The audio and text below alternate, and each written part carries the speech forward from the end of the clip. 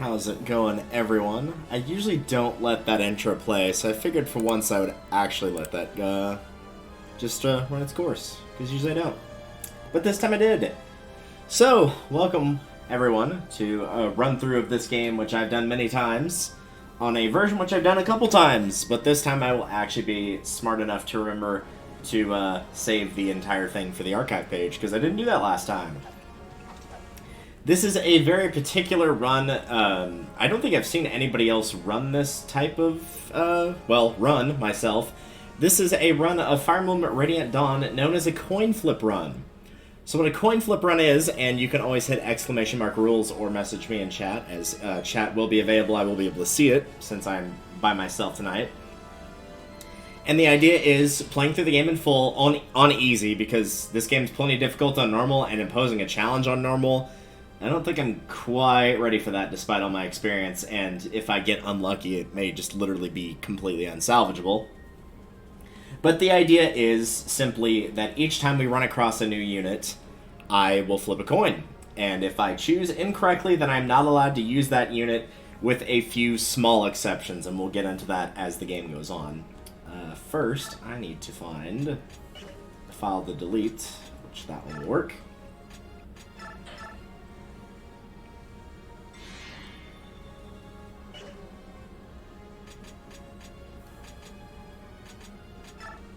And the only reason I copy files is because after making many files and then erasing many files, one of these days I'm actually going to get a clear count, which is how many times I've beaten the game, on a single file that actually is over 4. But for the time being, that is apparently not going to happen.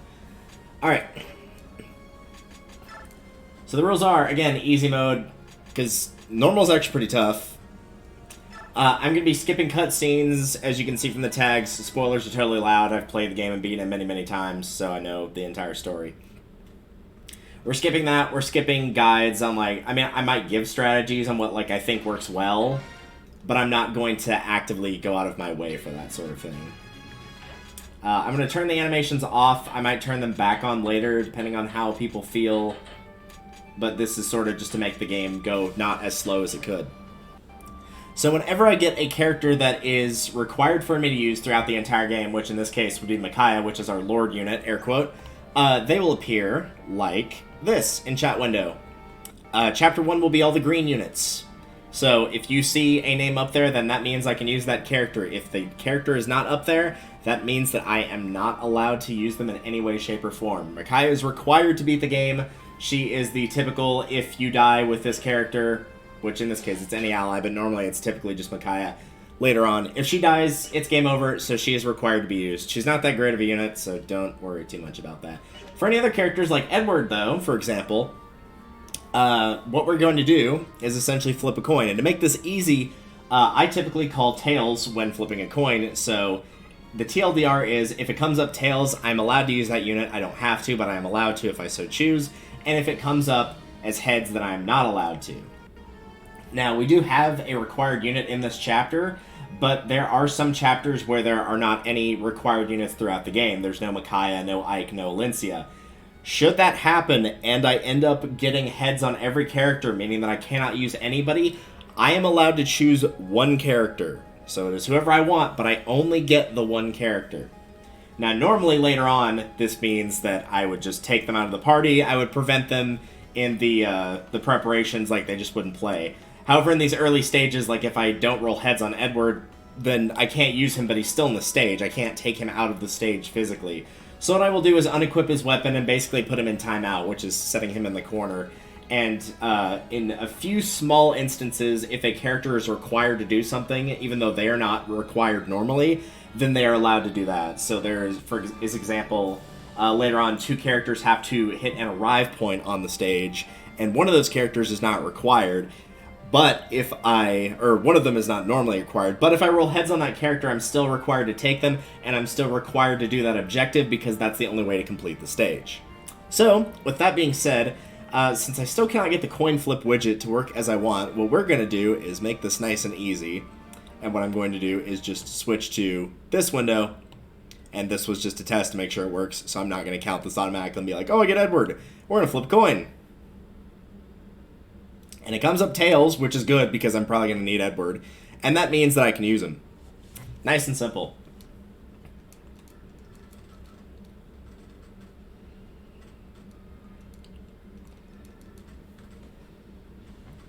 So that will give you the general idea of how it works. And once again, now that I've completed that first one and forgotten to switch windows,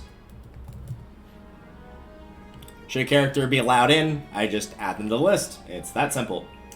To prevent the window from taking up a huge, vast expanse of the screen, what I'm going to do is have each section, so like from a previous run, here's some of the units from Part 2, here's some of the units from Part 3, for example. So I'll just unclick and click those windows back on as needed, so we won't see too many. Alright, Leonardo. I don't really care if I get Leonardo or not. It's not the end of the world if I do or don't. But let's see what happens. Tails, I'm allowed to use him. Alright. I will probably not be using him very much, though. He's not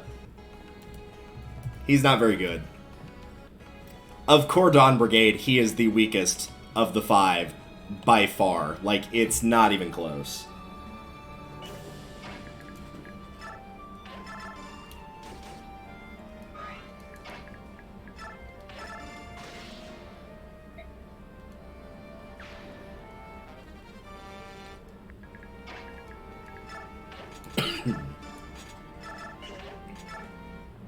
Also, hello, Khan. You are providing me with much luck. As I think last time we played this on Part 1, I think I got Micaiah, Leonardo, and Laura, and I think that's it. I think I had 3 units to finish all of Part 1. And we're on Stage 1 of Part 1, and I've already gotten 3 characters, so...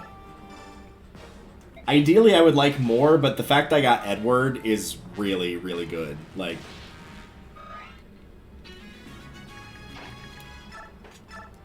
You don't want to sleep on Edward. He is surprisingly good when trained up.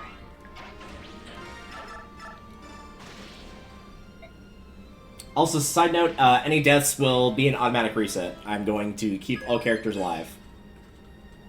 As for getting the unlockable characters, obviously Peleus I'm getting because it's a cleared file.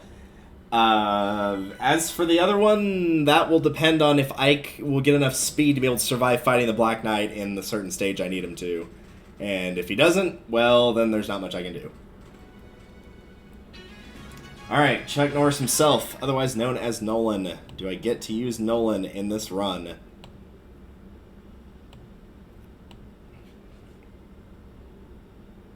No, but that's honestly not surprising.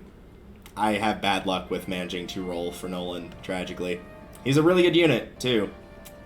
So, that is a bit unfortunate.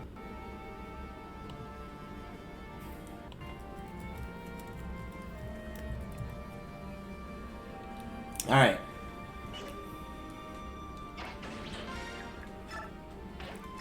Units that I'm not allowed to use are still allowed to visit if they are required to be taken into the stage because I don't have a choice in the matter. So they're allowed to do small things like that. But fighting, no, they can't fight. It is not allowed. Which means that Edward is probably going to end up being about level 10 by the time this stage is over.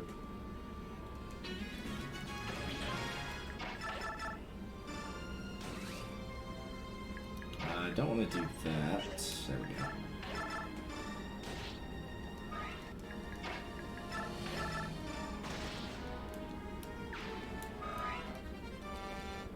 And just to make sure he doesn't get in a fight, which I don't think he will, but there you go. Unequipped his weapon, too. I can still, like, take their weapons away and sell them. Like, that's still totally allowed. I can give their weapons to other units, which doesn't matter here, but I could if I wanted to.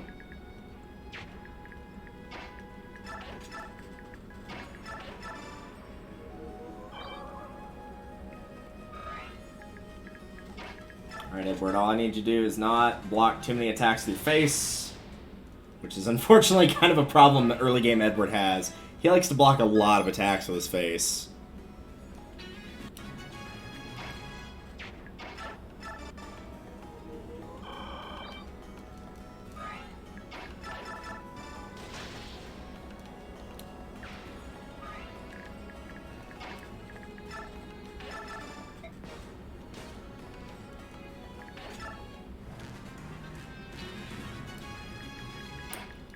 Leave him at 11.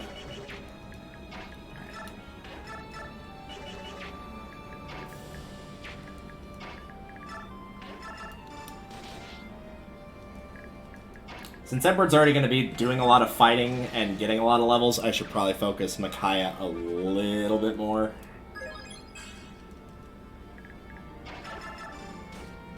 Leonardo's really easy to use to weaken the boss in this one, because thankfully, since it's early enough in the game, he doesn't miss too terribly often. And he also has, like, really bad strength growth, so he will pretty much always leave the boss with 1 health.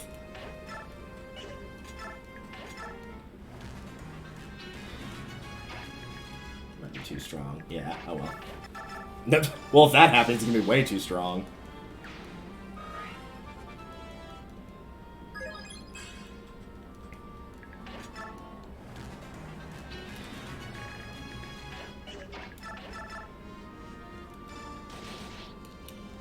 Of course, it's not really a surprise Edward ends up being strong. He actually, of the foot soldier swordsmen of the Myrmidons, I believe has the highest, strength growth in the game with 60%.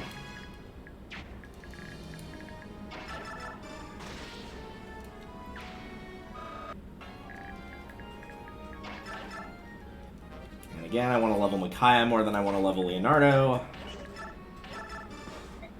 I probably should have read that dialogue, because I usually don't kill that guy with Micaiah. I usually kill him with Edward, for the reason being, he drops the steel sword, so I don't have to trade it over. Edward just has it already.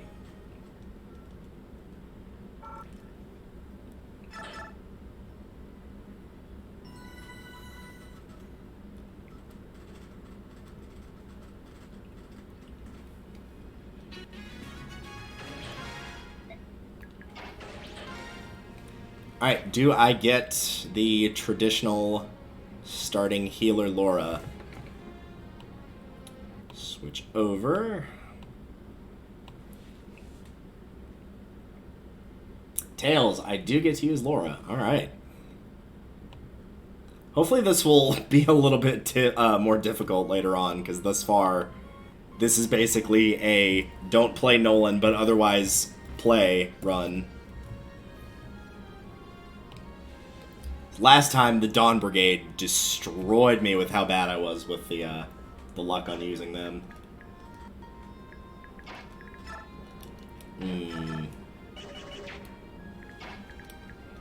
We're gonna see how this works out.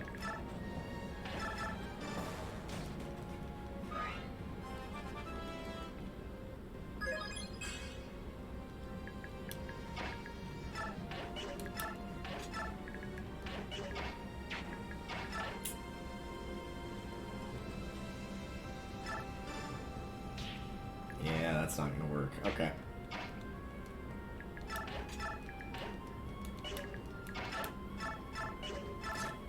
Yeah, I'm not worried about him.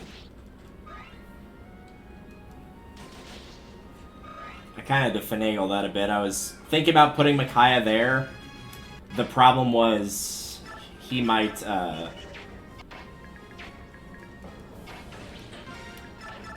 kill him. The big problem was there, I didn't want Micaiah to get double attacked, and Micaiah has abysmally low speed.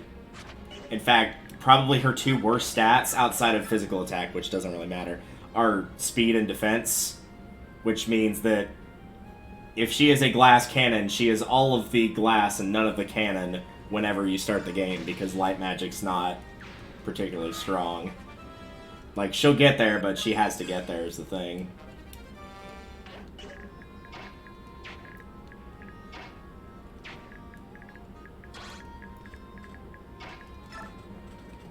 Hopefully Laura gets to shine.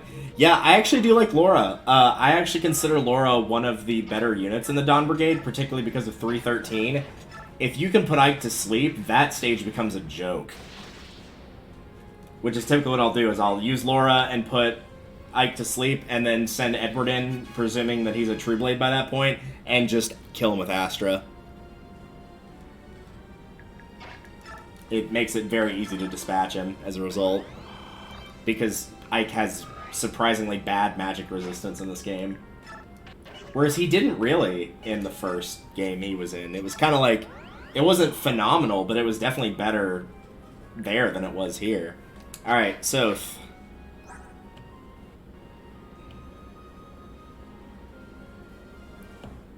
It would be nice to have Soth, but not really so much for combat. And I do get to use him. Alright. That would be funny, though, to get none of the Grail Mercenaries. Just play Ike only. Which actually wouldn't be that bad. Like, there are worse characters to have to only play as than Ike, but that would be really funny.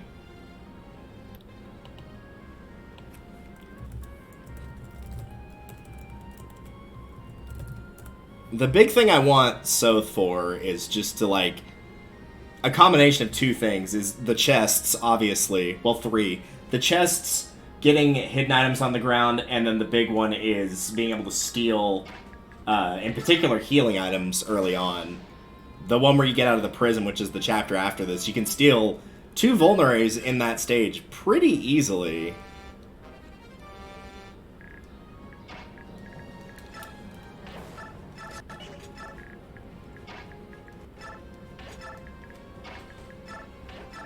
Otherwise, you'll probably see most of the time me unequipping Soth's weapon to make him a meat shield. Nice dodge. Usually he gets hit right there.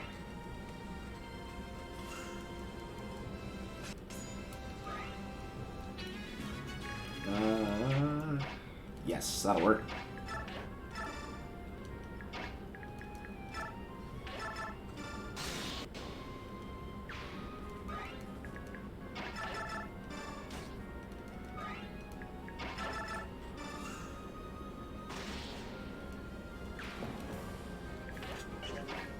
That'll be Thani, I think. Yep. The other one's the Wind Edge. Normally I'd have trouble putting Nolan right there if I was playing normal, because reinforcements will start appearing down there later on. But thankfully that's not as much of an issue here, because that will not happen. 18, 16, alright. I'm going to do my best to unnecessarily heal as frequently as I can, but we will see how it goes. This is the part that's going to be tough, is the fact that there's 2 of these guys with Edward here. I know he's level 9, but still, and he'll be 10 by the time he can fight those guys.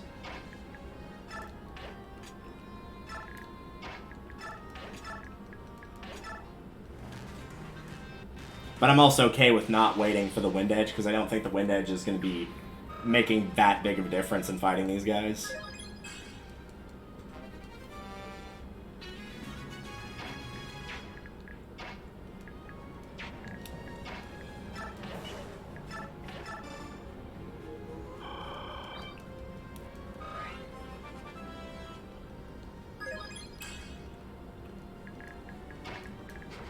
I am definitely going to play through all of Part 1 tonight. I might do Part 2, because Part 2 is particularly short, but we will see.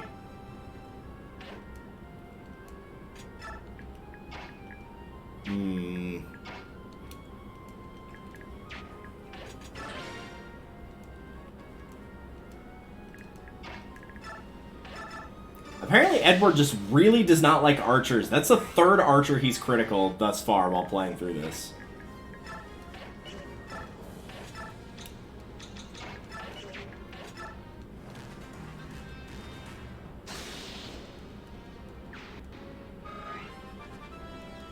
He's getting really good level ups too, which I appreciate.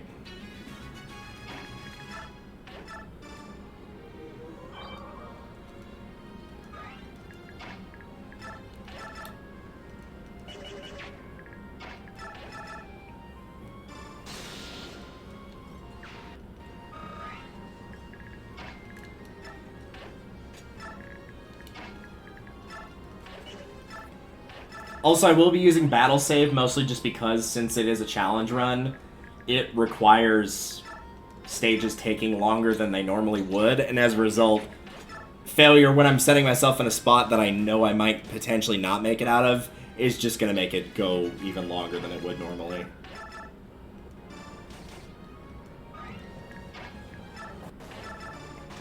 I could have killed that guy with Micaiah, but oh well, too late now.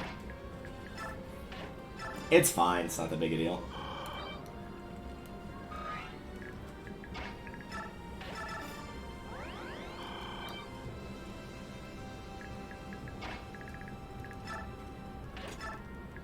gonna waste a couple turns here.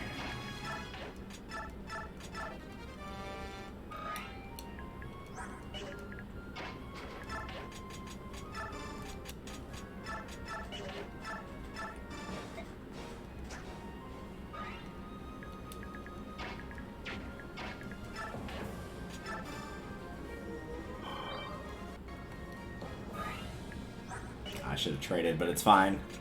Soth's gonna have to stay there for another turn anyway, so it's not that big a deal.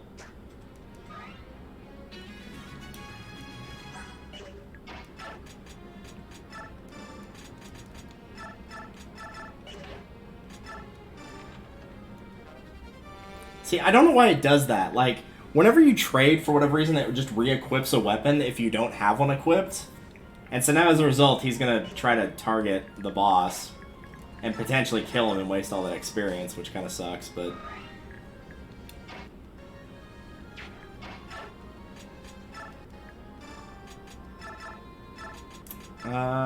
I'll leave him with that. And I just, like, it's not worth giving the 11 experience to Laura for healing Micaiah to wait longer. Like, it's not worth it, and I don't want to risk Soth killing that boss. That experience would be much better off on Micaiah than it would Soth. Soth will probably gain a level in part 1, and that will be in the desert, when I send him and Micaiah to the bottom to steal the Master Seal that one enemy has that he doesn't drop. You can only get it by stealing. He'll probably get a level there, and then won't get a level again until right before he class changes into Whisper, when I decide to boost him up to 20, just so he's not terrible, and I can reach and get Matrona from Part 4 endgame.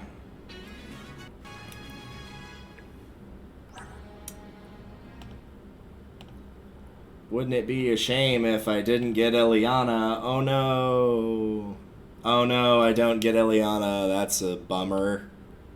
That's a lie. I swear, so many people swear up and down by Eliana being, like, phenomenal. Every time I've used her in this game, and most times I've used her in Path of Radiance, she just hasn't turned out that well. I don't know what the problem is specifically, but it's, like, it just doesn't happen. I'm gonna stick with Thani.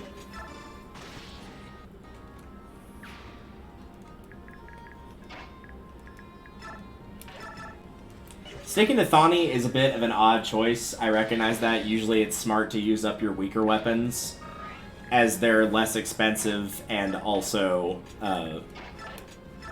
you want to have the stronger ones not break for when you actually need them.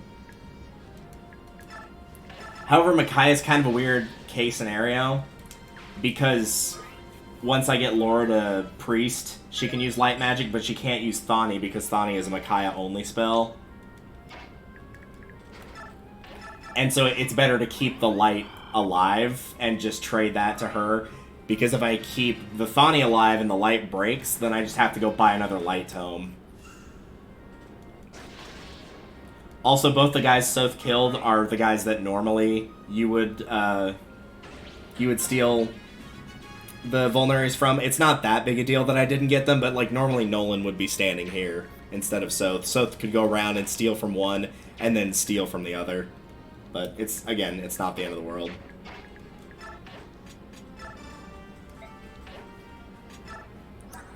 I would not be upset by getting Aaron, but I also would not be surprised if I didn't get him either.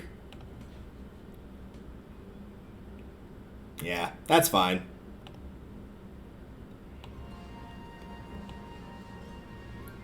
Again, not the end of the world. Like, he's really good for physical strength and physical defense, but his low speed and res kind of screw him over, honestly.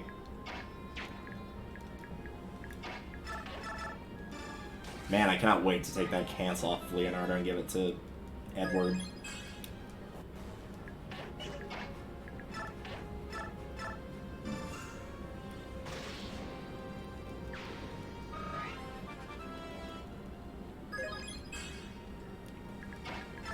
Alright, we'll put everybody here in the timeout corner.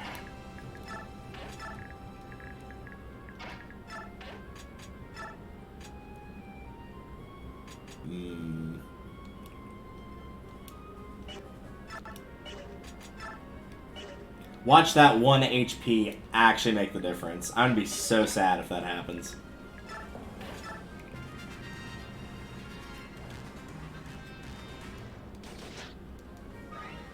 Okay, it didn't make a difference. That's good.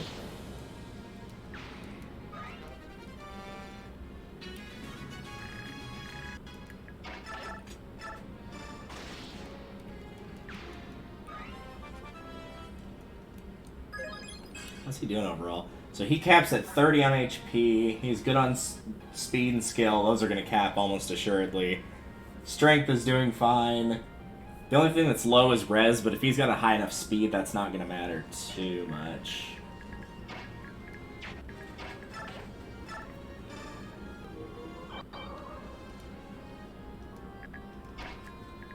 There are worse stats to do poorly in than resistance whenever you're a high speed unit, so...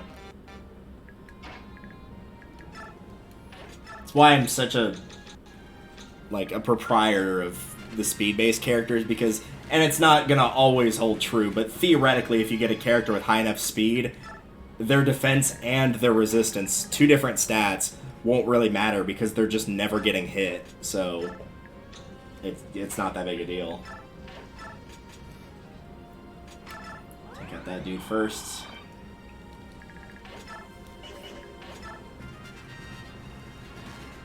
The key is going to have to be watching the Myrmidon in the bottom left there.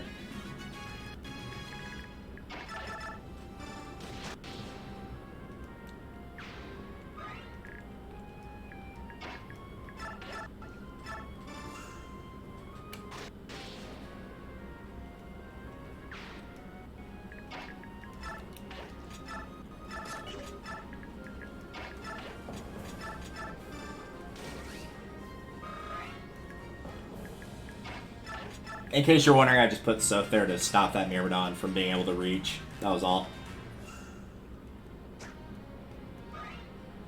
I'm pretty sure that archer down there doesn't move, but yeah, I was gonna say I'm pretty sure he does. And if he had reached Micaiah, he probably would have killed him. Killed her, rather.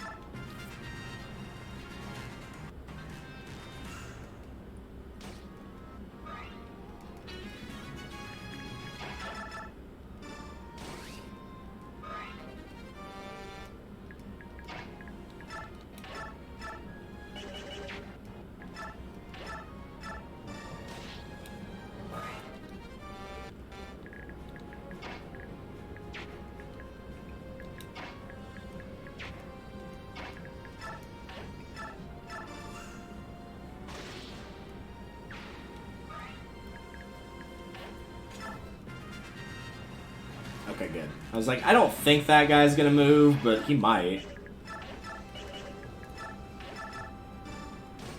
Just gonna continue to let Leonardo build up his weapon level there.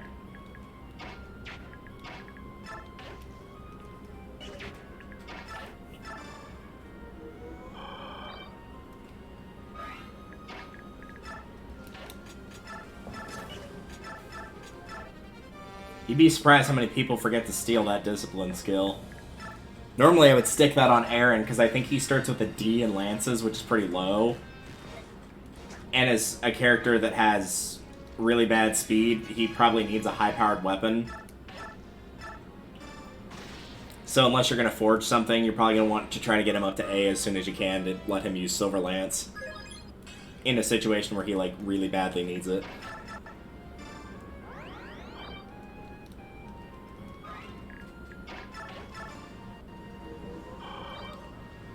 Well, honestly, unfortunately, despite the fact that he's very high-leveled compared to Leonardo and Micaiah, it probably is best to let Edward try to get this kill.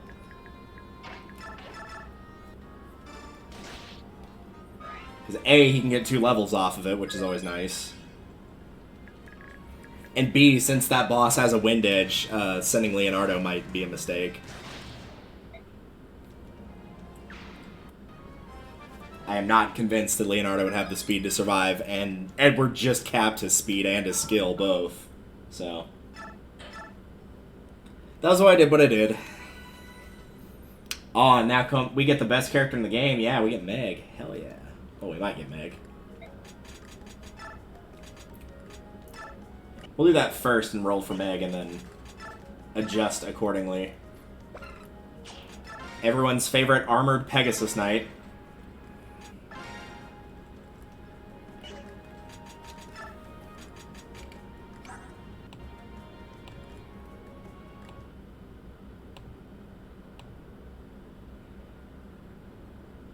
We do get to use her.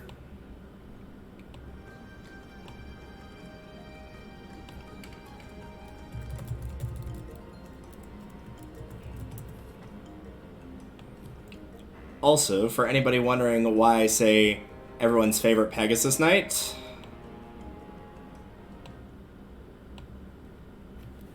that's why. Armored unit, defense growth rate 35%, strength growth rate 35%, speed is 65 and luck is 75, and res is 50. That sounds a lot more like a Pegasus Knight than an armored unit to me. So, that's the joke. She's actually, in my opinion, she's not the worst unit in the Dawn Brigade. I personally think Fiona is, like, as a whole, from all the Part 1 units. I think it's Fiona. But she requires some work and work around to make good.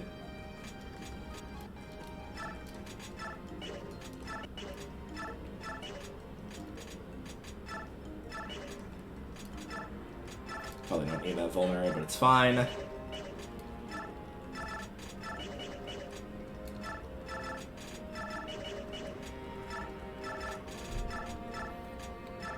Don't really need an herb on Edward anymore. He's got too much health for that.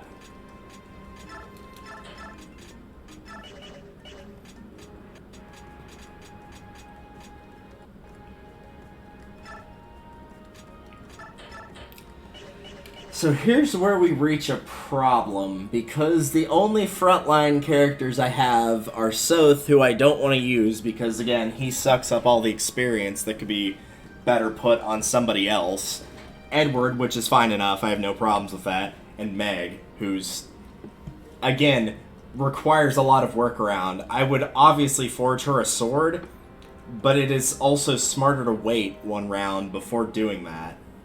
For two reasons. One, you get a bunch of money off of the stage. Two, you also get a coin to potentially boost whatever you're forging into something better. What does she start with for speed? 8? That's gonna be a problem.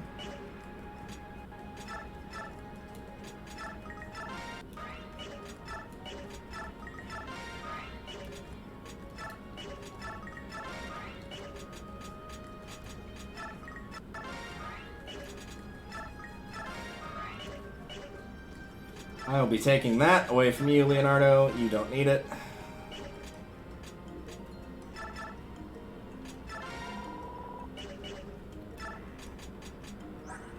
C, B, C.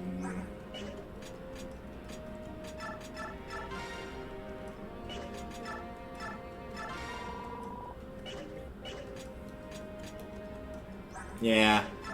Yeah. I have no idea who to give that to for the time being. Normally I would just keep it on him and I would run Nolan all the way to the end of the game.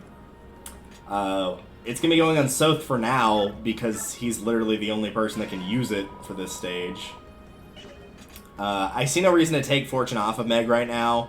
She has high luck stat for growth rates, so typically criticals aren't going to be a problem. But again, nobody can carry that but Soth right now, so blocking the chance of her getting critical is not a bad idea for the time being.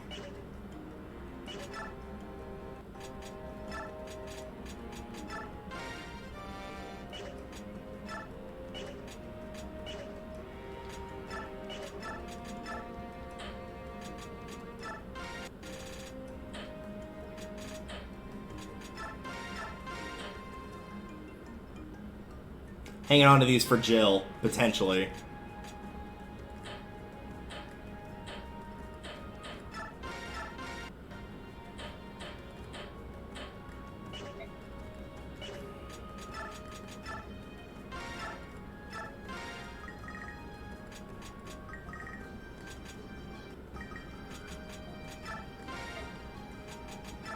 Just on a hunch.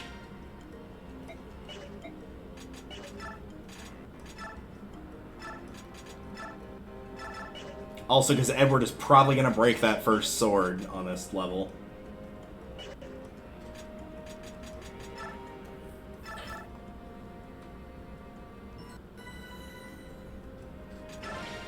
Also, if anybody was wondering, like, why I stuck 99 experience on everybody, leaving them 1 experience point shy, there is a reason for doing that.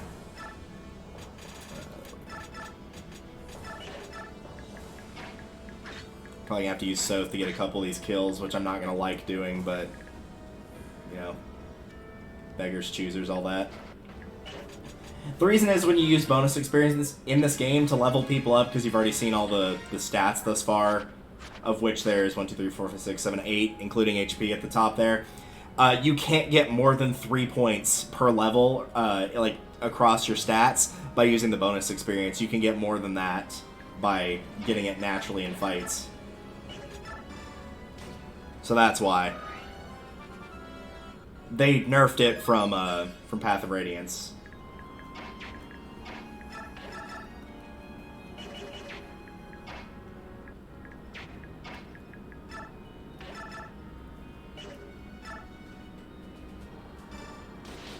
That might have been a mistake. Intentionally leaving him alive. Oh no, never mind, I can reach him. Okay.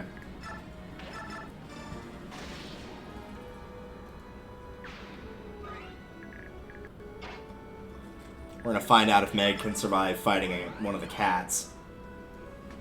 The tigers I'm actually slightly less worried about, because while they will do more damage, they're gonna be slower. So as a result, the likelihood to double is lower.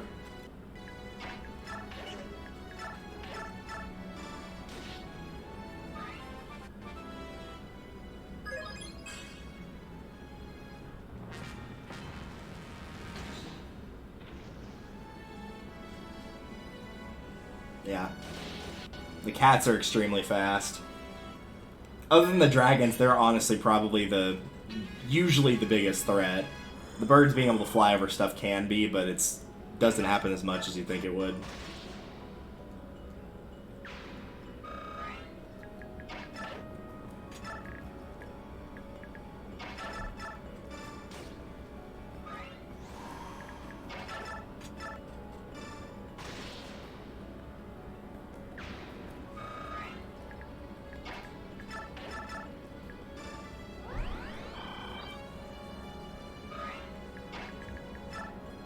Oh, that's right. Thieves aren't guaranteed to get the items that are there. There's a coin where I just dropped Soth.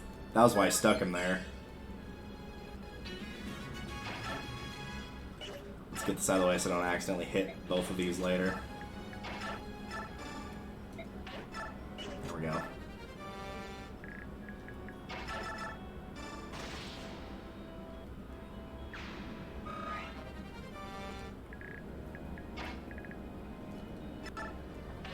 Normally I would split the party at this point and take Nolan this way and everybody else this way, so it's long enough to grab the Master Seal here and then send him back around the other way. But we're kind of picking a path and sticking to it. I'm going to let Edward take care of that boss. I don't think Meg could do enough damage to knock him out.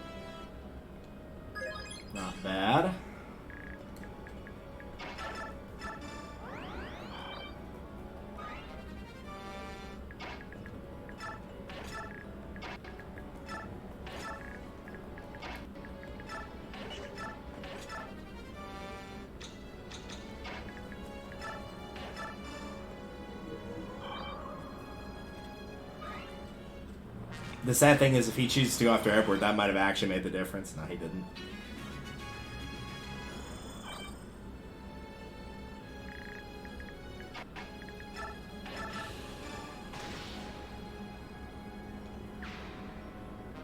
Oh, she actually got it from there. Interesting. I usually have to stick Soth over there to get that Beast Foe, which is very good for whenever you have to start using the Dawn Brigade again in Part 3.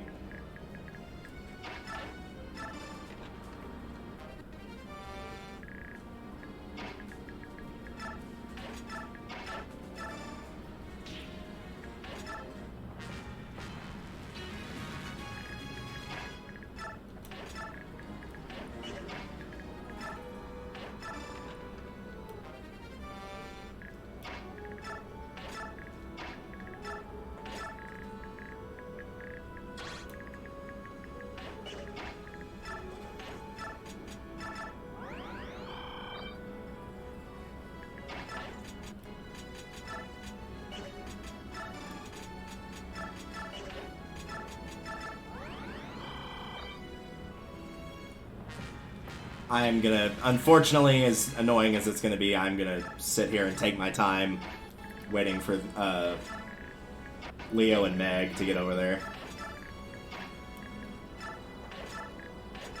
Because I know for a fact that other cat, the one that's not the boss, I know he moves if you get too close to him.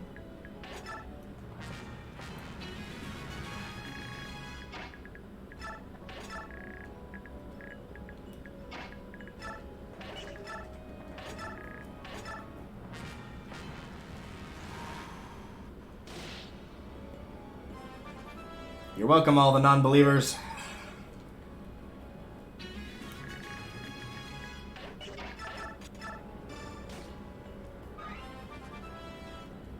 This is usually the level I have Leonardo at the end of the game. Is about 10. I'm typically using him exactly enough to soften up a kill for somebody else, usually Edward.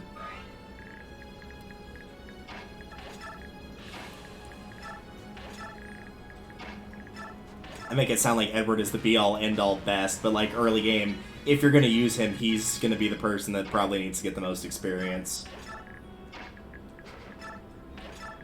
And if you're not going to use him, you're probably just waiting for Zahark, and you just get a level 3 Sword Master that you don't have to train, you just have him as is.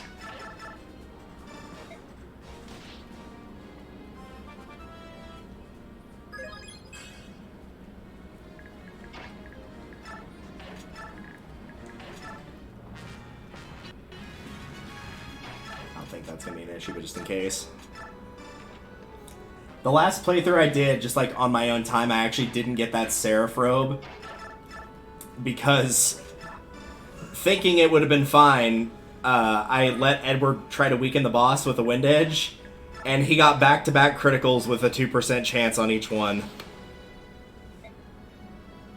In my defense, how was I supposed to know that was gonna happen, other than Fire Emblem is a thing? Thanks, Obama. So that got Meg up 4 levels that time. I think she started at 3 and goes to 7. I wouldn't feel like she would die in like one round battle against somebody anymore, which is good. It would knock her into low health, but it would not kill her. Yeah, so there's the 10,000 gold in the coin, which is why I said, if you can, wait on forging something. Like, if you can't, it's not that big a deal.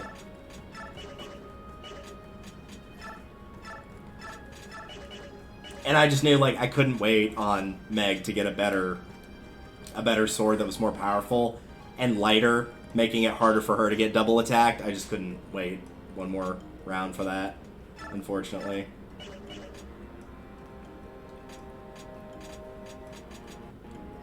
Alright, let's have a look and see. Close that window now.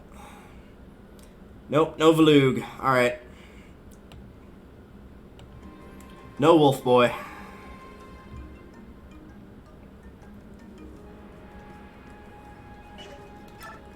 I don't use him too typically much. I use him to get kills early on, typically with his high mobility, where he can just get there faster, typically to save somebody.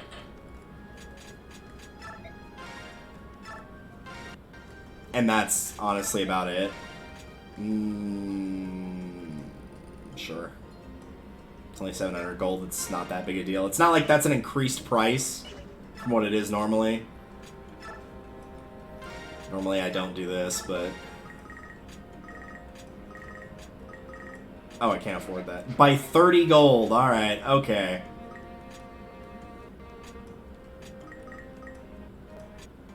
I feel like lowering the weight is more important than the accuracy because it's Leonardo. And the hit got bumped up anyway, so...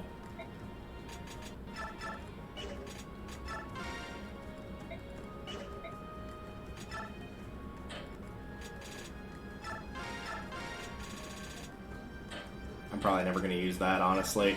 Typically, the person I stick it onto is Volug, so... And the one other thing before I forget...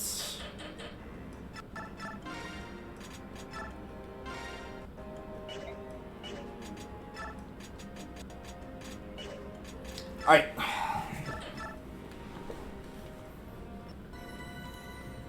Also, I forgot to add Meg on here. I think that was the only other person we got, right?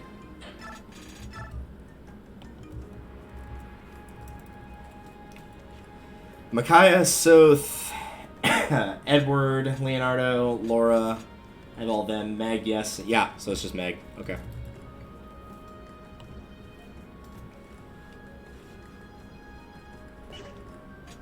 Already did that. Alright. Desert of Death. This is probably going to be the first map that I'm not entirely sure what I'm doing, just because this is going to be a lot more finagling than what I'm typically used to. I think the best bet is to keep these two down here to take out these three enemies. Normally I would send Volug up and just immediately knock this guy out with Volug before he could even do anything. And then Edward can go up to the middle and he should be able to take most of these units on. Though I think I forgot to... I did.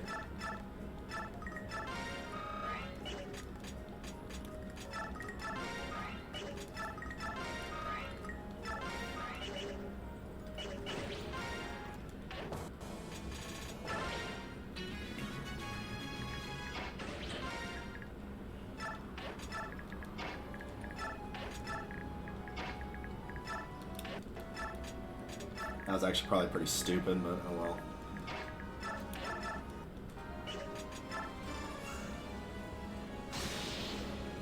Not the end of the world. It's an interesting case with that bottom area, because normally it would be bad if Micaiah got attacked. By this point, she's got so much res on her, if she gets attacked by a mage, they're going to be lucky to do 3 damage. It's probably going to do no damage at all. So it's not a big deal if she gets hit by a magic attack. It's the physical units you've got to watch out for.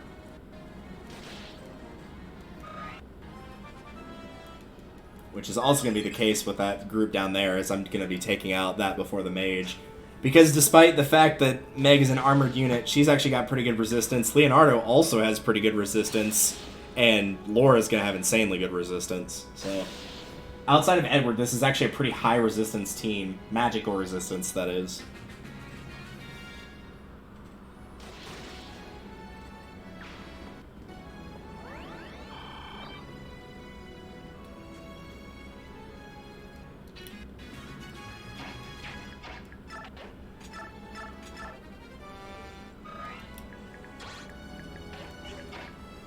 So we can get this guy to retreat. Plus, it's also level, so that's nice. Usually, if you can get Micaiah to 16 or 17 before one survives pops up, you're likely going to be okay.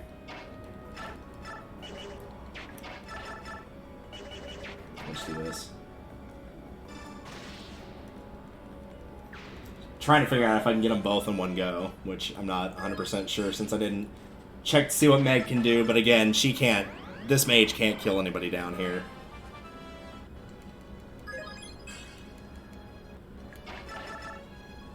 In fact, I'll probably just get him to retreat, honestly.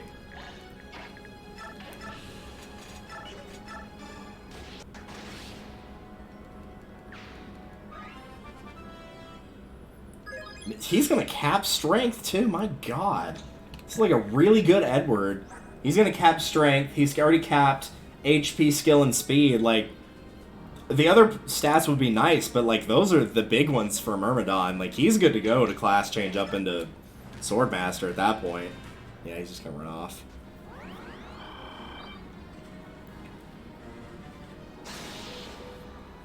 He has the potential to get there, this map, too, to Swordmaster.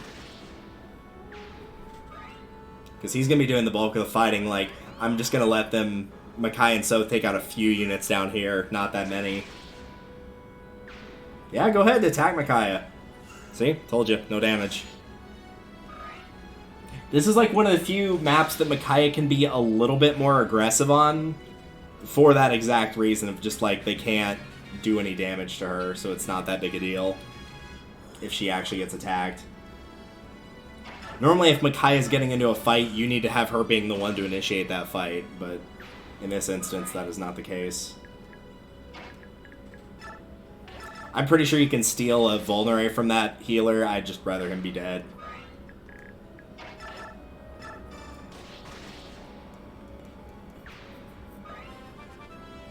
Yep, there's strength.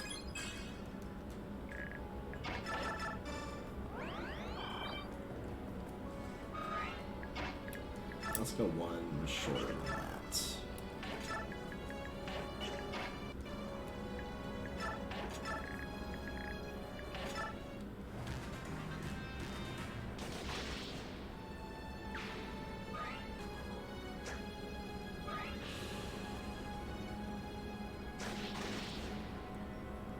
The question is, what units spawn up there? Soldiers. Yeah, I think I'm okay with letting the other units deal with those. Normally, Valug is the one to deal with those.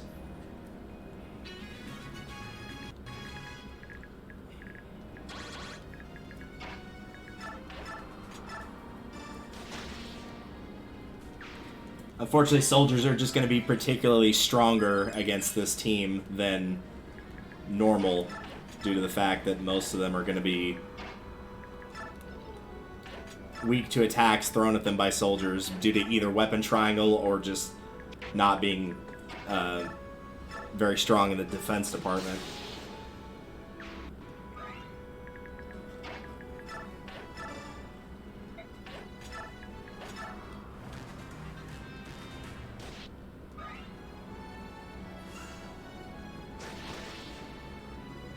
Alright, that's pretty much all I need from Soth.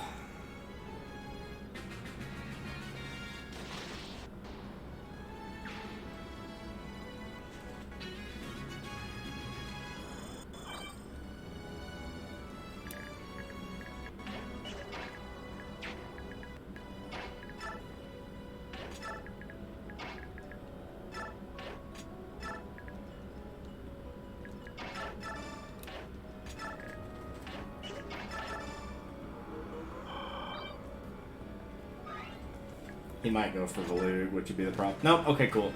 He's just gonna follow me, which is what I wanted.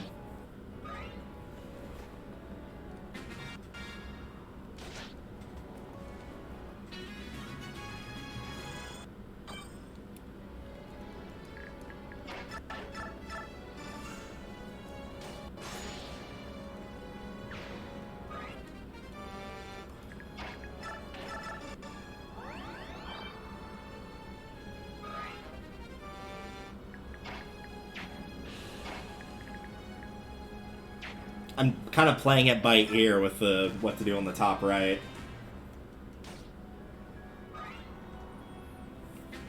Ideally, I was going to say, ideally one of these guys would stay alive, because I can take a unit down that's got half health. That's not a problem. I just had a feeling with the soldier and the archer both attacking Meg, that might be enough to kill her.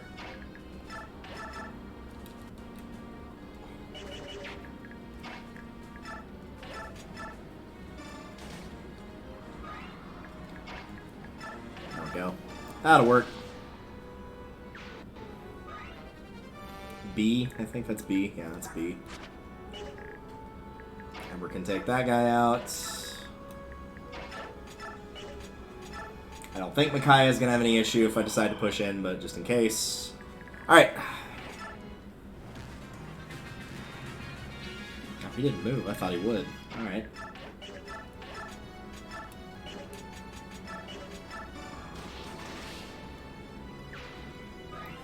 Nothing too level up, really. Sure, point in luck. Why not?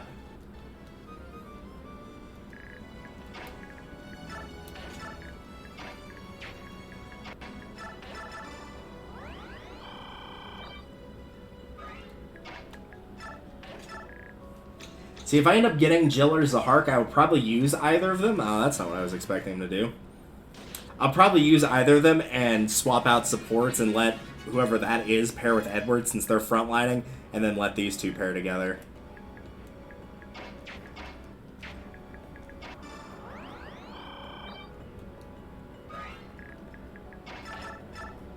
$22 damage with an iron sword. My god. That's insane. I know mages are not exactly physically gifted in the defense department, but still.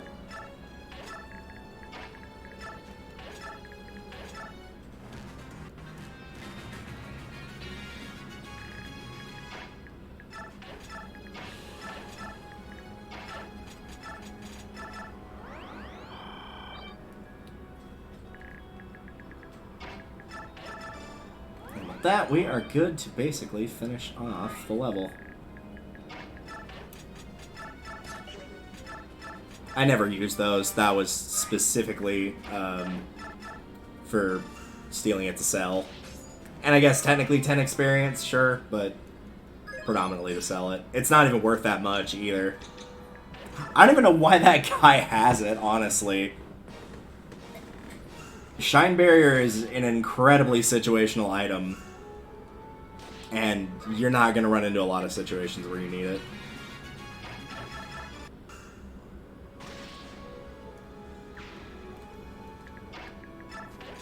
I'm good on not letting Edward get the kill because I have a Master Seal, so there's no point in letting him class change through that.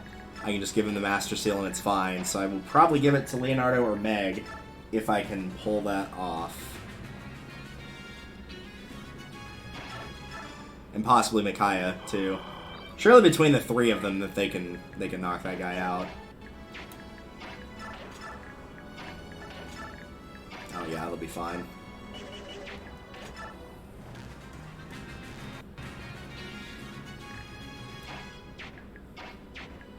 I'm thinking that will knock him down to 9. Surely she can do 9 damage. Yeah.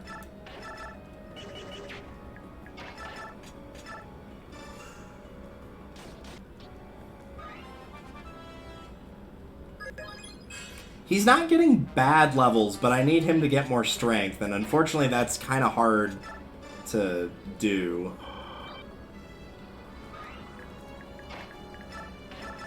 It's asking, admittedly, for a bit of a tall order for Leonardo. Like, a level like that would be preferable for Leonardo. Get a couple of those, but we'll see. We still got time. I'll go ahead and tell you right now, though, if Fiona lands on Tails, I'm not going to be using her.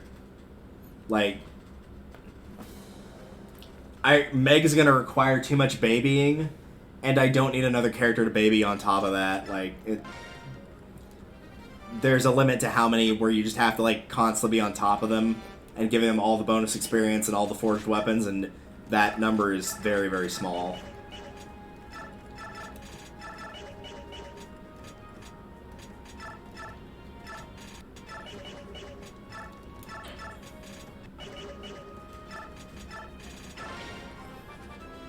Alright, that's Edward into Swordmaster.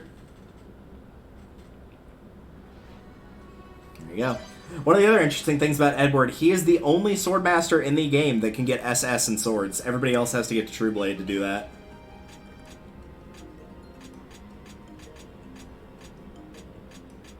Everybody else good before I roll for these three. Alright. We'll just go in order. So Tornado, and then Jill, and then Zahark.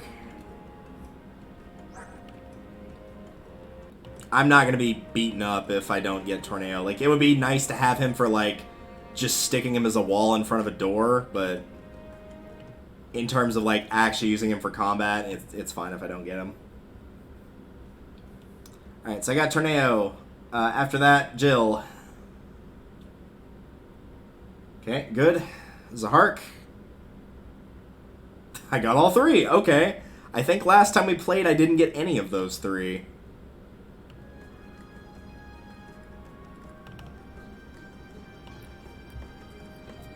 I think really the only characters I didn't get that I wanted was Nolan and slightly Aaron.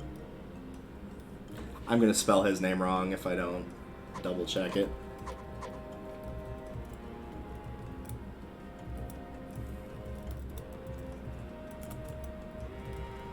Alright, there we go. Updated that. Now what do I want to do? Well, first of all, we're not going to let you just use a Killing Edge as much as you want. That's...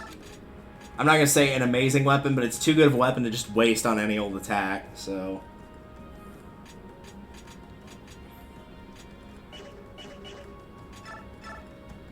Steel Sword will be fine.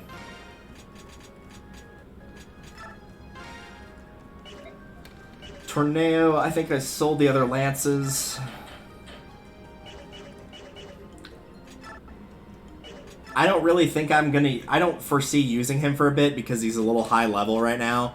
Because Lance General is a promoted unit. Like, that's what Meg would be after she class changed and then got 5 more levels on top of that. Presuming that you're going from 9 Armor Sword to 9 General, so... If I'm using him, there's no reason not to go all out. I'm okay with not giving him an item. Jill was what I specifically saved these for. That said, though, Jill is just frail enough to actually warrant forging a weapon for her. If I can manage to do that. Don't need that.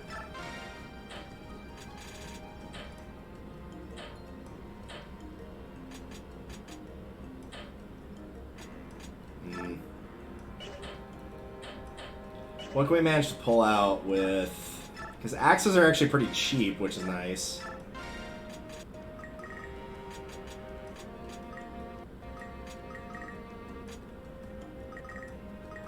That'll do. I don't need a super high crit rate. What I need is low weight and high damage. So, that works.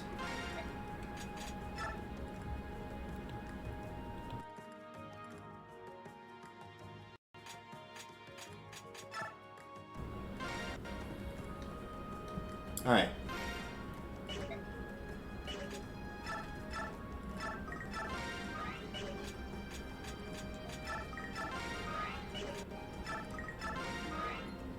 Now that Edward's class changed, I'm not going to worry about giving him bonus experience. Like, getting out to 99, I think he'll be just fine where he is.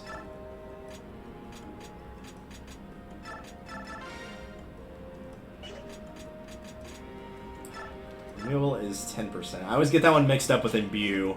Imbue is really good. Resolve is good.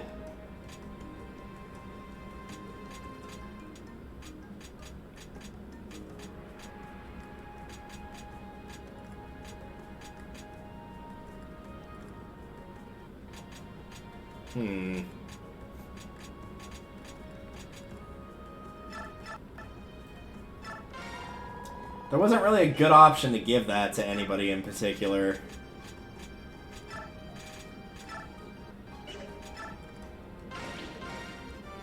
Because typically you want to give Imbue to somebody with a high HP pool that's also getting attacked and damaged, but the problem is because Swordsmasters don't have either of those issues typically. They don't have a high HP pool, and typically they're not getting damaged because they should be dodging everything, so... There wasn't really a good option there.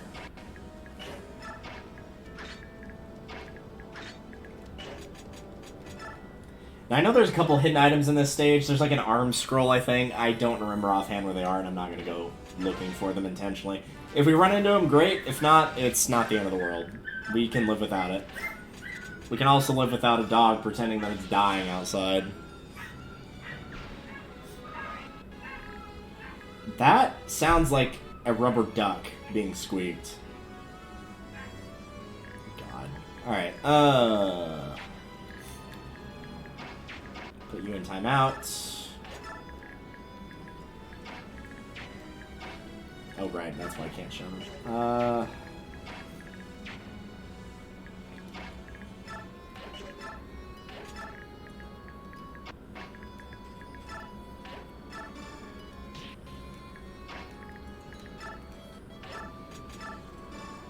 I'm going to try to focus a little bit more on non-promoted units, which is going to be Leonardo, Meg, and Jill, predominantly. I'll still use Edward for the time being if I need to. Same with Torneo, same with Soth, same with Zahark. But I want the experience to be put where it is best.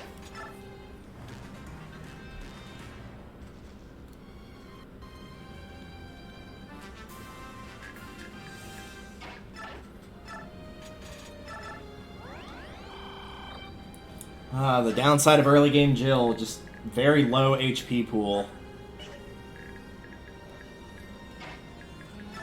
Wow, she actually doubled somebody.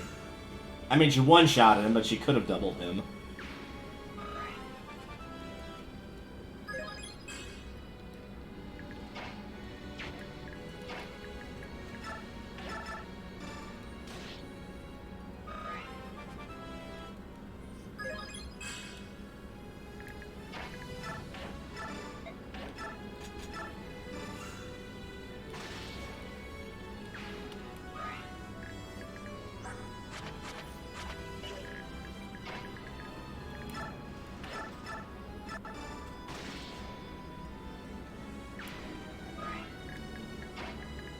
Just in case.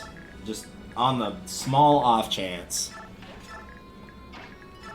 Normally I send 3 different people up there, so the fact that there's only one...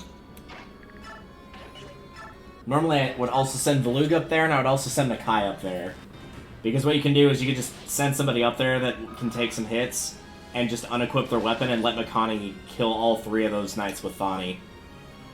Because she can get him in one hit. Instead, I'm going to kind of play more defensively here and just keep healing.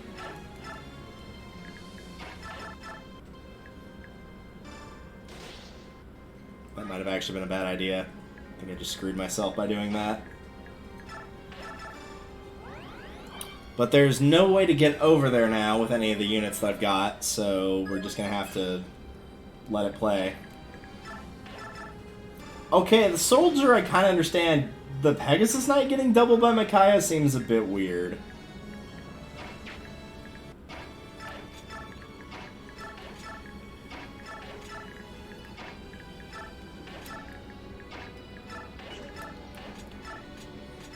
Everybody probably recognizes that strategy. I've mentioned that one in every Fire Emblem playthrough run I've done.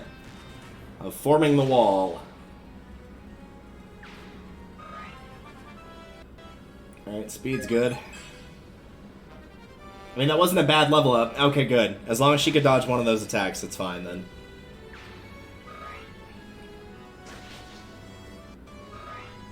Interesting choice.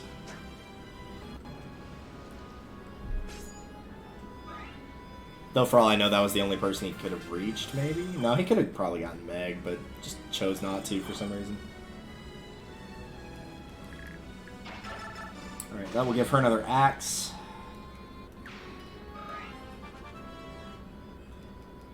Again, not a bad level. Convoy. I'd like for HP to be higher, but if she's busy capping speed to prevent getting hit, that's fine with me.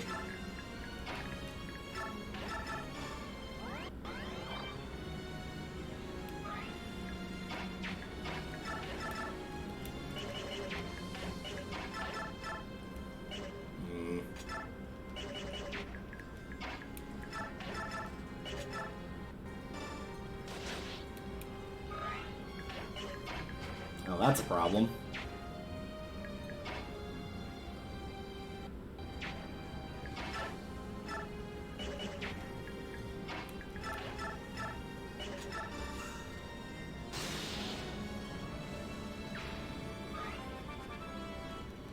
Hey, a point in strength.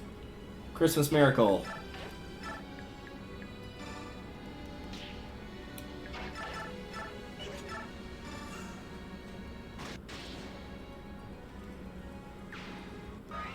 See if he's dumb enough to try to attack Edward. Probably not, huh? But it's worth a try. He's probably not stupid enough to do that. Yeah. So yeah, I'll try to attack a unit that is bad against, or no, I guess that's the same weapon triangle, but a class above me, high in speed, and also sitting on a thicket, which will make it even harder to hit him.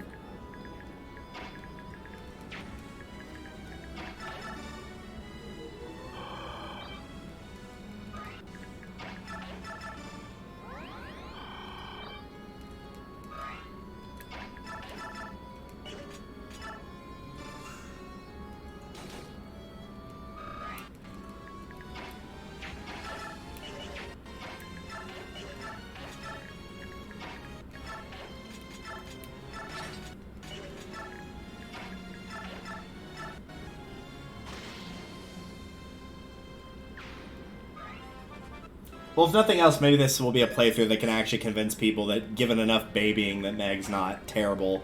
I know it's easy mode, but still.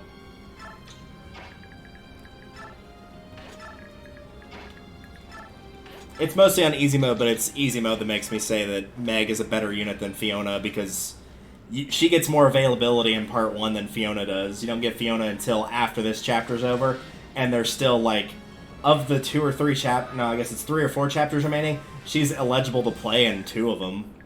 One survives, obviously, and I think one of the others you can't use her either.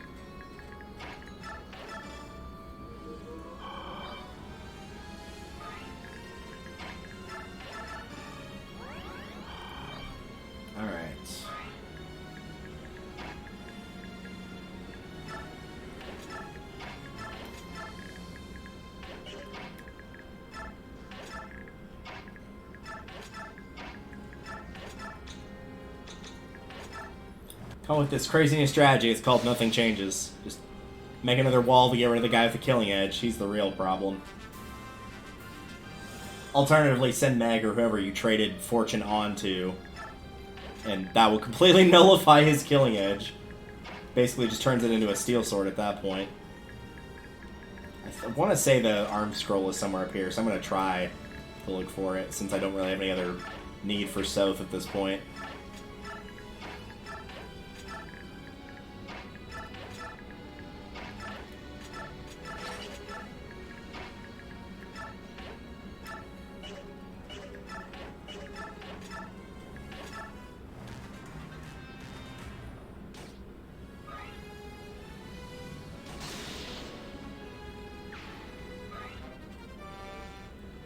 Well, I'll be sure to... You know what? I'll actually do that right now. That'll give him something strong, but not like, I want to waste a Silver Lance strong to use.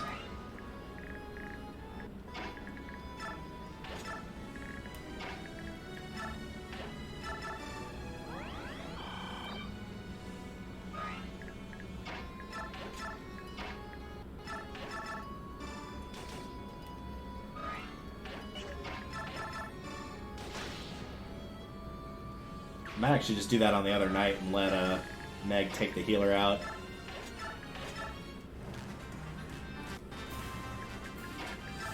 Leonardo's actually in like a decent position of like he's not so strong that he's killing enemies, he can soften him up.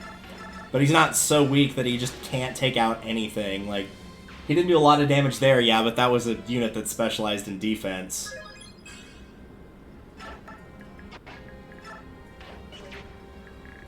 Well, I couldn't find it, but that's fine. I don't think anybody's below max here. Nope, no one is. Okay.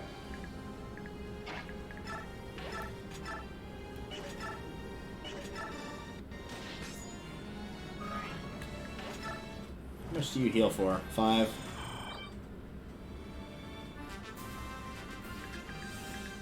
Oh, that is almost worth letting Jill get the kill on that, but... nah.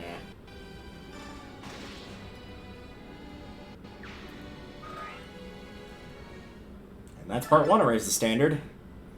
I always felt it was weird that there was a 2-part stage in this particular spot. Like, the end game, sure, that makes sense.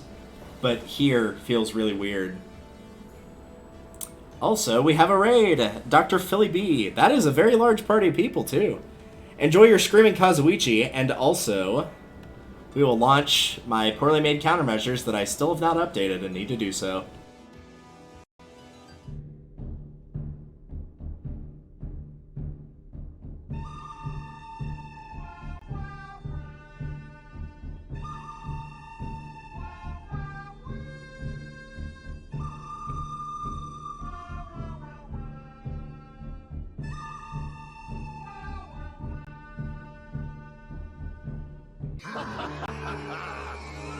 I shall stick with my evil until the very end! I've got you in my sights.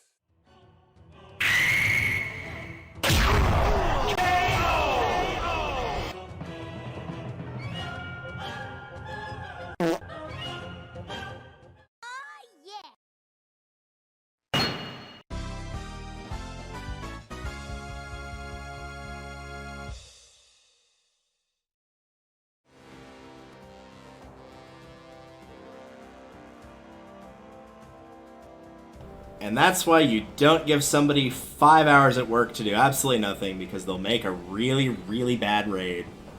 Thank you for the raid, Dr. Philly B. A coin flip of Radiant Dawn, please explain. Can do.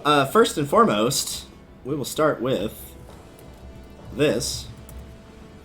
But the more advanced version of this is the idea is each time that I get a unit, I will flip over to my other window since I can't get my widget to work tonight, and just flip a coin. And I've just set it to where every time it's tails is a success and every time it's heads is a failure. And that will happen every time that a new unit shows up. If it lands on tails, I am allowed to freely use the unit however I want to. If it lands on heads, however, I am completely barred from using that unit with a few small exceptions. The exceptions are required characters, so like Micaiah, Ike, Alencia are all required. If I am required to take a unit into a level, so say in part 3, Ike and Ranulf have to arrive. Ranulf's not a required unit normally, but he has an objective he has to do, so I have to use him to do that objective.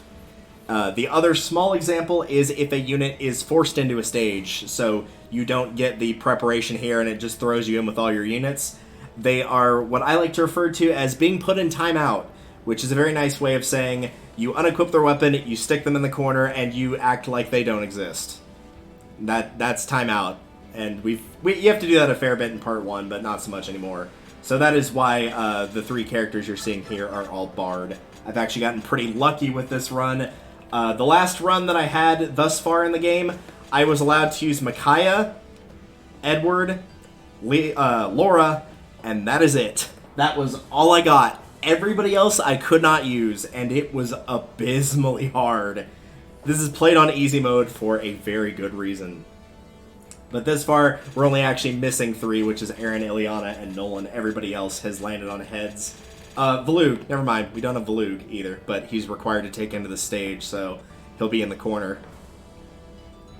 That tree will be out. Yeah, they were really bad. I actually got surprisingly lucky and had a pretty good Leonardo for once, which is exceedingly rare, but it was still really hard.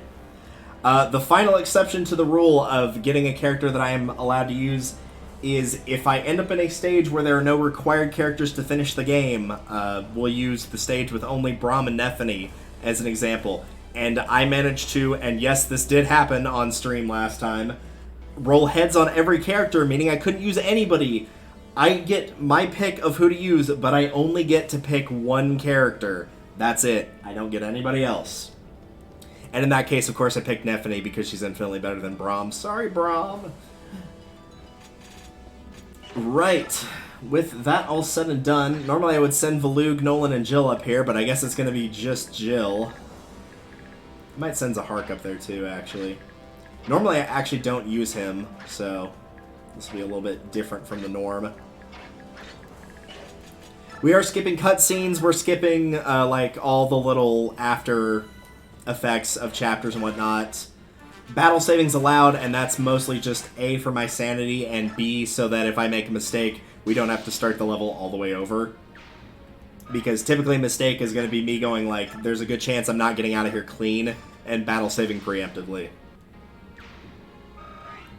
Alright, timeout for you.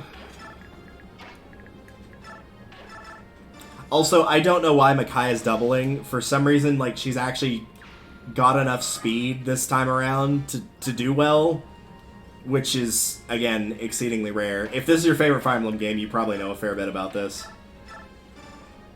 You know who's good and who's bad and who's weird to use. Looks directly at Meg.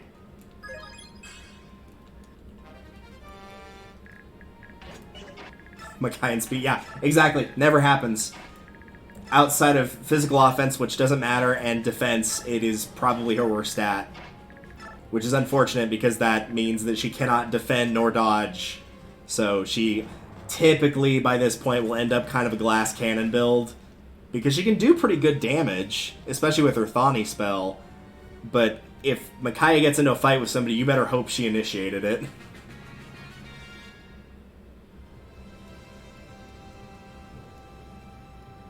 She's a high investment, maybe. Yeah, exactly. She is the Armor Sword Pegasus Knight, as I call her, because her stat growths reflect that of a Pegasus Knight.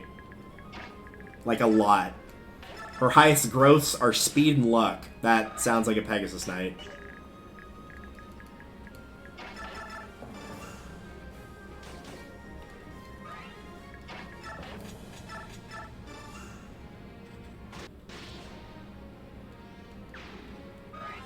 Which is fun. Yeah, it's a thing.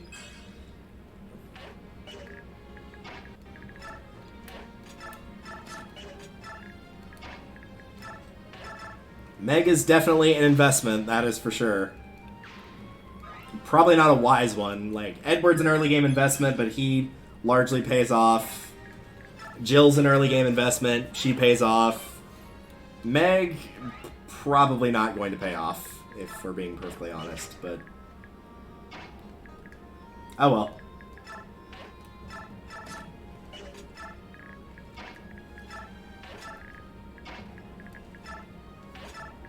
Just a very interesting unit to use.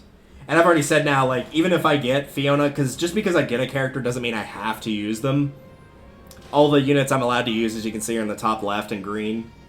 But I don't have to use them. Like, Tornado is basically a meat shield right now. I've just unequipped his weapon and was like, let everybody attack him, because they're not going to be able to kill him. He's got way too much defense at this point in the game to be able to be killed. That was what I did with Titania in Path of Radiance. All the time. Still do. She makes a great meat shield. Just unequip her weapon and let everybody attack her.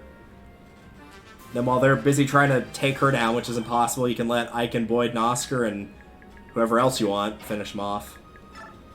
It's just easier that way. Apparently what's not easy is actually hitting the target I was intending for.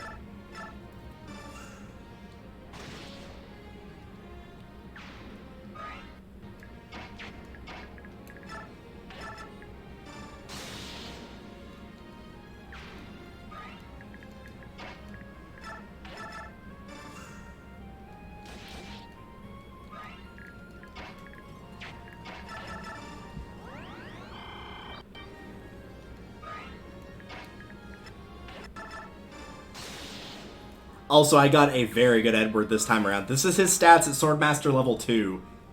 Even before he got to level 20, he had capped HP, strength, skill, and speed. Which is not impossible, because he actually has a pretty good growth rate for speed, but still, that's pretty insane. Oh, that's the timeout corner. Don't need to move you.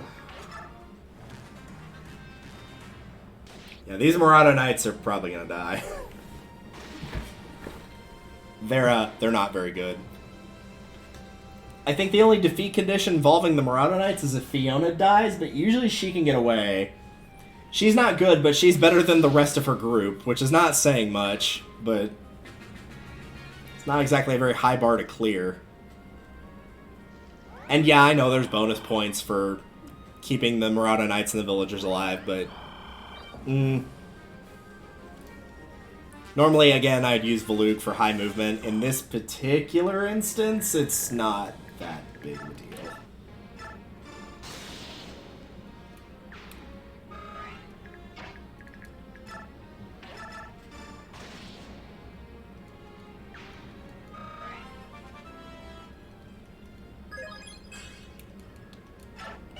Also, I will be attempting to go, I'd say for both of the unlock or hidden characters, air quote, which feel free to spoil if you want. Spoilers are on. I played this game way too many times, hence the coin flip run. But the second one will depend on if Ike decides to get enough speed while I'm leveling him up, and if he decides no, there's not really anything I can do about that. So, I will try to get, you-know-who. I'll attempt to be coy for anybody that has not played through the game and knows about that character. Which also means that I will be, at the very least, taking the Black Knight into Part 1 endgame, even if I can't use him. Which I think, actually, for a certain reason, I'm required to use him. I think it's because of One Survives.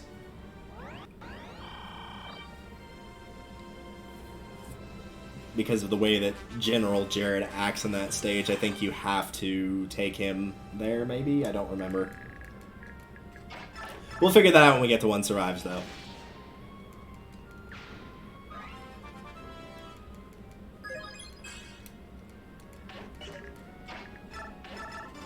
Yeah, the requirement of keeping Ike alive is actually really hard, because if you've looked up his growth rate and speed in this game, it's 35%. It's really low.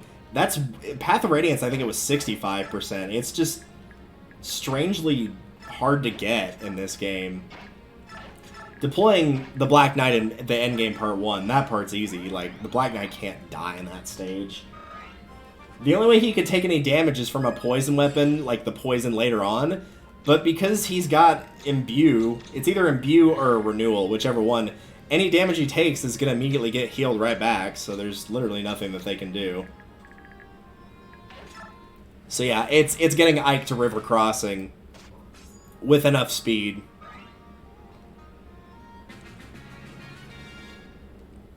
Gross or lower than expected. Yeah, that could be possible. I just don't use bonus experience for the obvious flaw that it has of not letting you get more than 3 stats per level any given time. That's why I just go to 99 experience and cut it off there.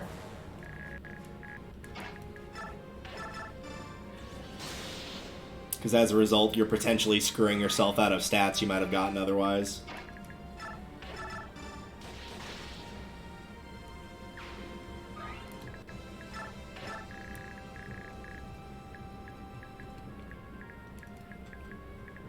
This is the part of the stage I always hate. You're just waiting for this guy to stop firing his stupid arrows at you.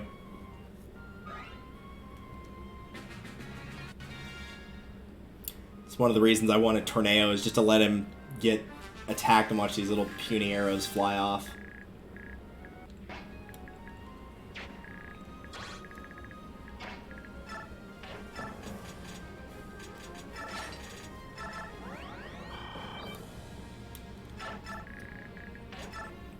Yeah, it definitely has to be used strategically, and if you use it the wrong way, it will make a playthrough way harder than it needs to be. That was a good level, I'll take that. What did she not get out of that? Like magic and... Thankfully I can just watch it back on my other screen. Magic, defense, and speed. Well, defense and speed would have been nice, but largely that was a pretty good level. Alright, no more out of that ballista, thankfully.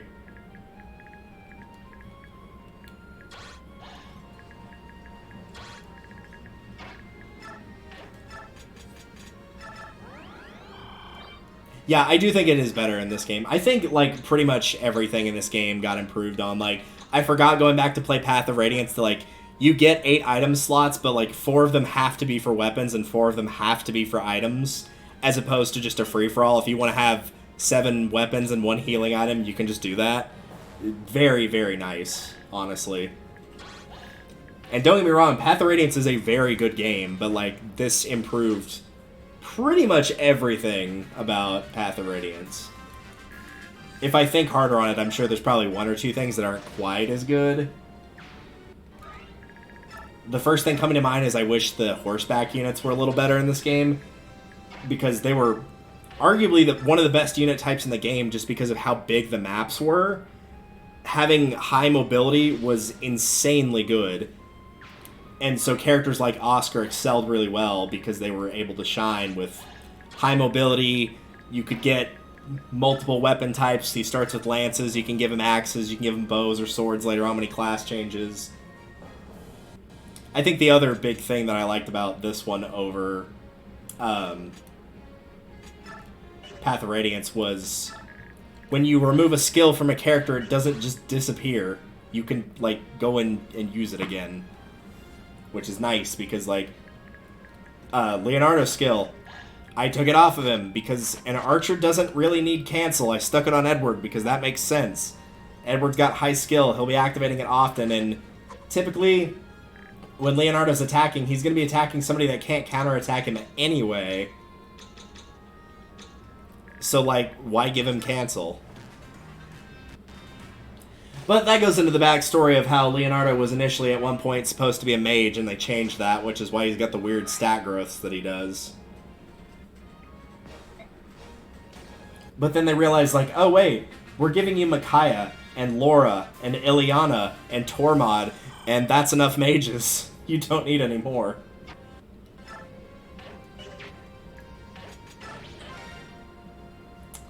Alright, let's see what I can manage to do here.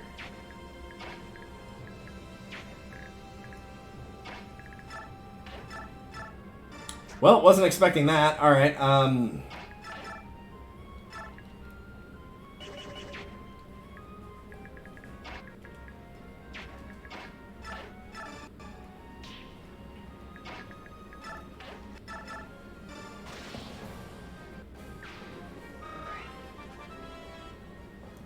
ugh, that was a bad level. Man, this is gonna be a problem now.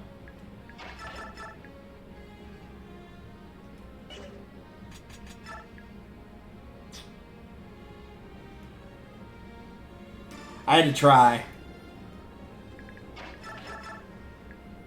Oh well, no big deal.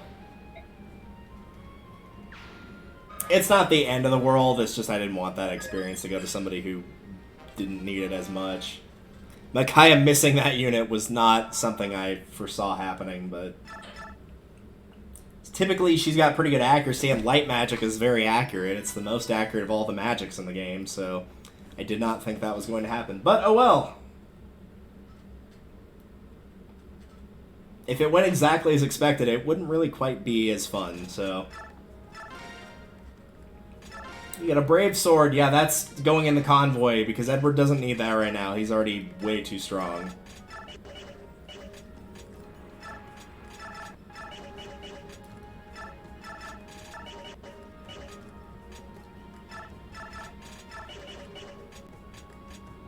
Oh, right, Fiona. Yeah, well, I don't really care, but... Let's see what happens anyway.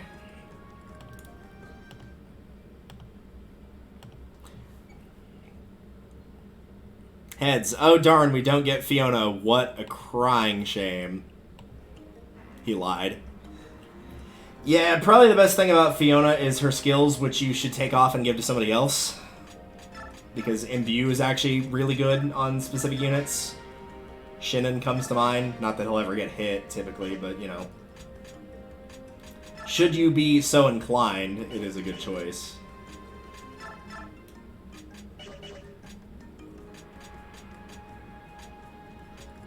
The problem is, these cost 15 points. I'd love to give Paragon or Imbue to somebody that can use it, but nope.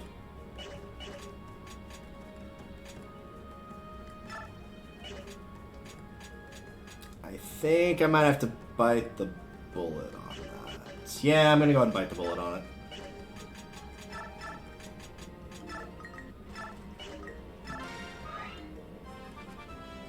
Sure, that works. Since I'm only doing it once, it's not as big of a deal. If I had to do it like 2 or 3 times, I'd probably reconsider, but in this specific case, I'm gonna say no. It's not that big a deal. That'll bump her up, give her a level that she really needs for health and strength. And also let me do this.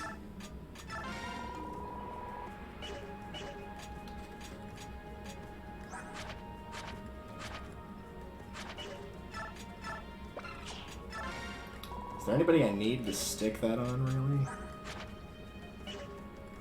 Probably not, honestly. He's probably, yep. Yeah, there's not really anybody I need to put that on anymore. We'll just put it on Meg, just because. Alright, so Imbue Savior. I'm going to keep Beastfoe off because there are no Lagoos left in Part 1. Part 3, I'll decide who to put it back onto.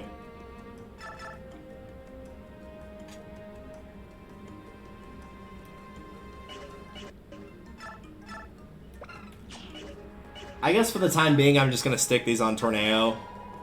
Just on the sole purpose of, like, you have them, you might as well use them. You can just take them off anytime you don't feel like using them for that character. I'm not too fussed with supports. That's one of the few parts of the game I actually don't know too terribly well. Just in terms of, like, oh, what's the best affinities to merge together to get.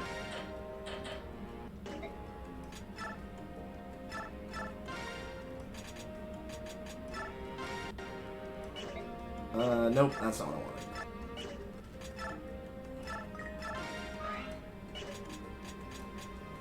And before I get to endgame of Part 1 of Daein Survives, I will probably... Or Daein Arise, sorry. No, Daein's... I will probably kick Laura up to Bishop at that point. For now, I'm just going to be focusing characters that have not promoted yet.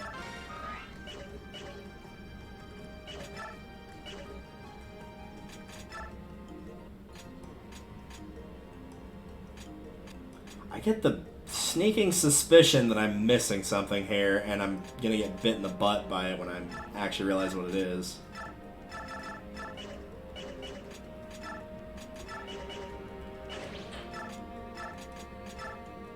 Oh, that's what it was. Oh well.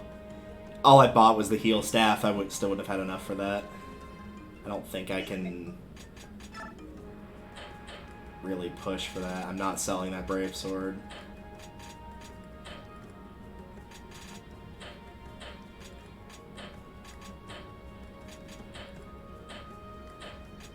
Yeah, I really can't justify selling enough to make it worth getting that. Those are really good items to have, but eh. And typically I pick a pretty skill-heavy team in Part 4 endgame, so usually that's not something that's an issue. Usually it's like talismans. Talismans are what I want. I want the resist up. So no Tornado, which is fine. I can't use any of those guys.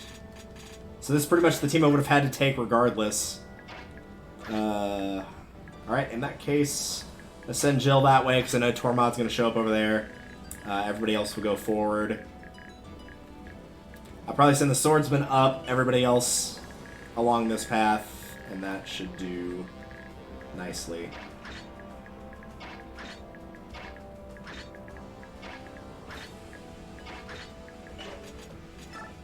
Out of curiosity, though, favorite unit for everybody in chat? Like, just across the board. You can say Part 1 specifically, or like each part specifically, or just in general. It doesn't even necessarily have to be like, what do you consider the best unit of the game? It could be like, what is your favorite unit? Because of like, high availability, a lot of fun to use, that kind of thing. That is all acceptable.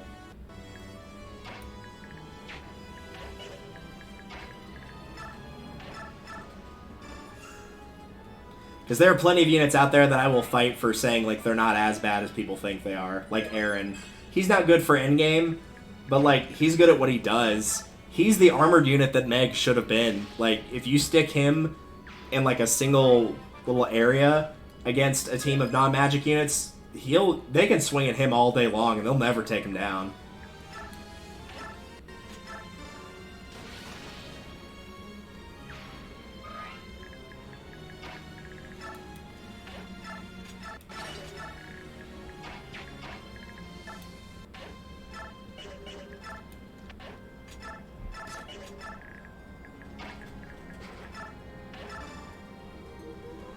I'd say for part 1 for me, though, like, overall favorite unit is probably either Edward or Nolan. Part 2 has got to be Nephany. Nephany is, like... I don't know what steroids that she took between this game and the last one, nor do I know what Marines she trained with, but it worked. Because, oh my god, she's insanely good in this game. I have never seen anybody say, like, oh yeah, she's not a good Sentinel, you'd be better off using, like, Danvid or Aaron for endgame. Like, no, she's well and away above the rest of them.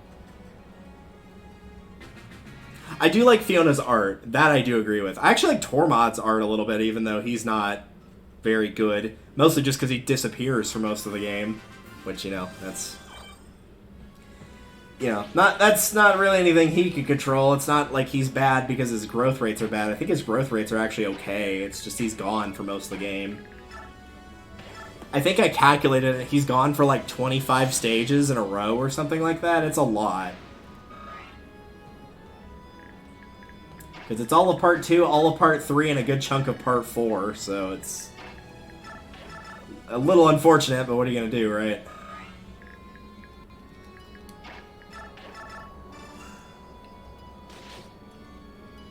Ranulf is also a good choice. I wish Leith was as good in this game as she was in Path of Radiance, because I adore her. Both art-wise, character-wise, usability-wise in Path of Radiance, ticked every box, and then they toned down like how snippy / snarky she was, which I didn't like. She's not as good in this game, like... She got the nerf across the board, is what I'm saying, which is a bit unfortunate.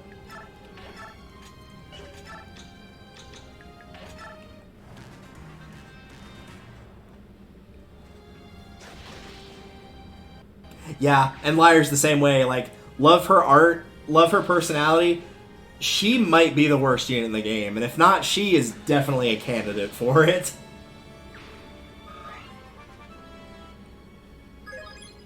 I think I brought her in a stream once to the endgame just as a joke. And, like, leveled her up all the way to 40 and she still couldn't do any damage against anything. The magic units or the physical units, it didn't matter. Not that that's surprising, but, you know. We did it for content. I guess I could have stolen that key, but no big deal.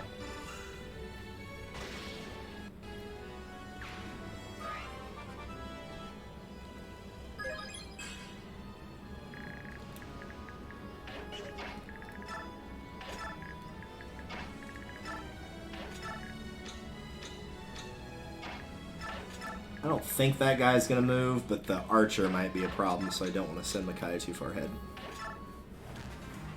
Legu's only no Royals run.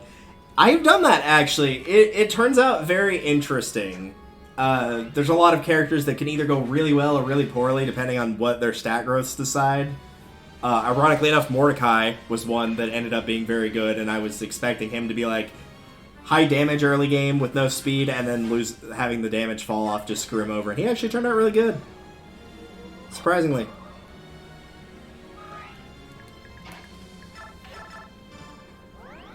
Mage Tower, yeah.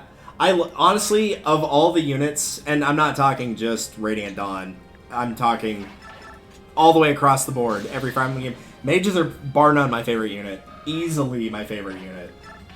So I played the older games where they're like, they outclass archers in every way, shape, form, and fashion in the old Fire Emblem games.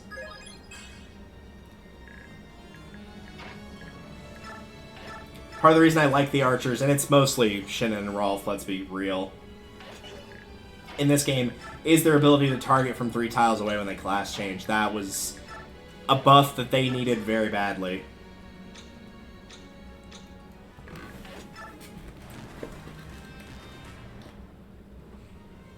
Icarus is doing well. Ultimately, we were going to stream tonight as well, because we did Walking Dead Season 3 yesterday, but ultimately she had stuff to do today that she was like, it may or may not get done, and she did get it done, but she was too exhausted by the end of the day, so I was like, you know what, I can just stream by myself. It's not that big a deal. But she is doing well otherwise. She's actually got a break from her work right now because she works as the main RA at a university, or sorry, a college, rather. And obviously they're all off on summer break. All their camp programs are done, so she's got a couple weeks to just take it easy and work on real life stuff if there's anything there that she needs to do, which is nice.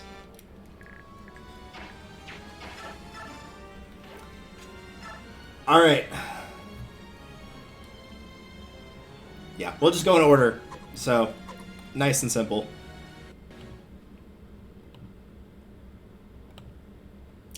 Tormod, yes or no?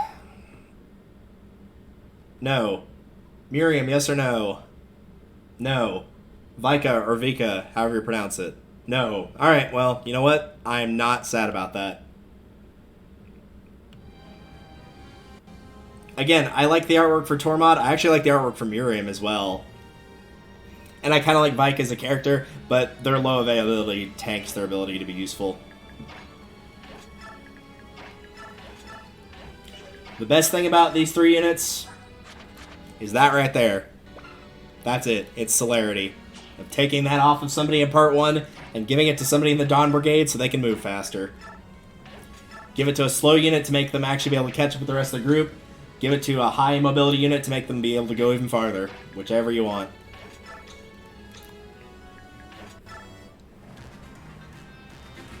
Alright, out of curiosity though, while we're waiting for the other units to move, which they're already done, that didn't take long. Let me switch over and see if she's messaged me at all. Nope, okay, good. She should be taking a break right now.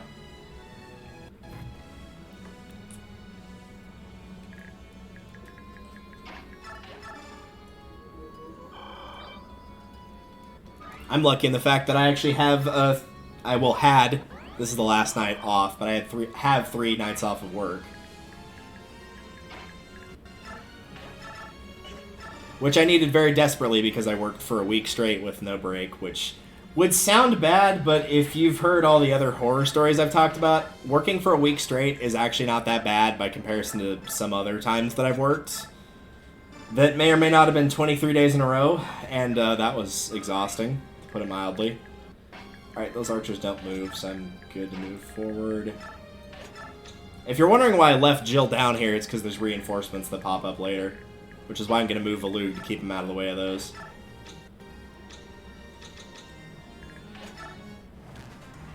Because much like my job, I mean, they're college students, but they're still basically kids. Sorry if you're in college, but like you're still basically a kid at that point. Yes, this is from somebody that's playing a video game right now. Anyway, we both deal with kids, and so like as a result, dealing with kids all day long, in her case, all night long in mine, definitely gets exhausting, and people need breaks from that.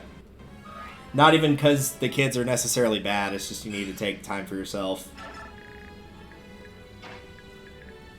And the sign of a good employer is one that recognizes the fact that if they don't take care of their employees and don't allow them to take time off, their employees can't take care of themselves, and that means they can't take care of the work that they have to get done.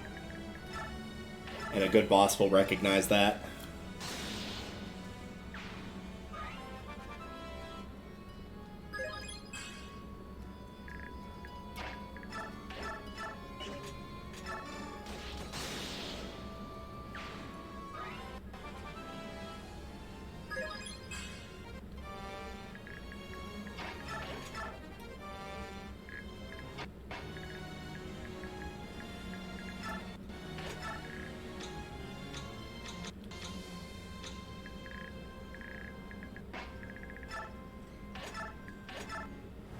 making absolutely sure they go after Jill and not the Luke.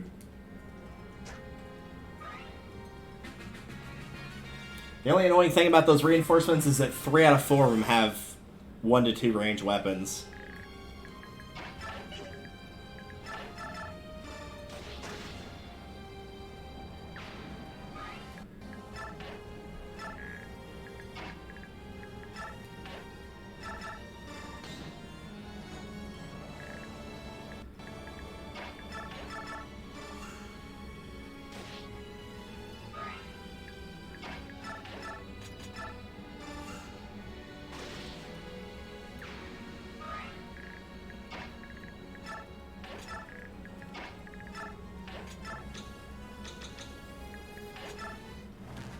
Alright, Jill, thank you. What's she at? 3? Yep. There we go, good level. She always seems to get better level ups in her Class 2 form than Class 1, and I'm not sure why. I'm also not sure why she starts the game as a Class 1 unit, because most of the units that were in Path of Radiance that were Class 1 typically start this game in Class 2. So, I mean, technically Ike, sure, because he only class changes once. All the Grow Mercenaries, really. Even Rolf, who starts level 1 Archer, he's a sniper at the start of this game. It's just a bit weird that, like, Jill specifically doesn't get that.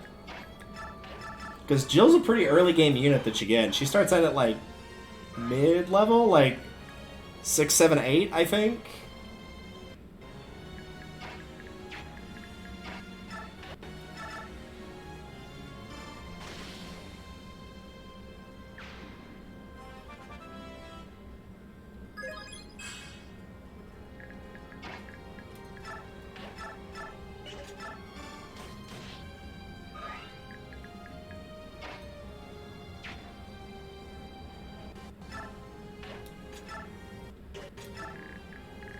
Block him off. I was like, what am I going to do about this mage? Maybe I should just leave him here. And they're like, nah, I'll just box him in.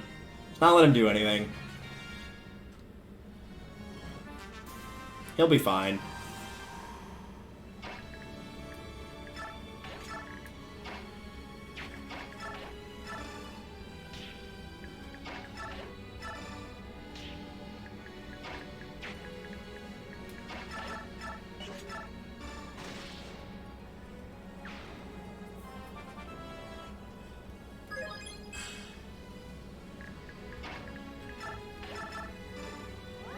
Alright, there we go. How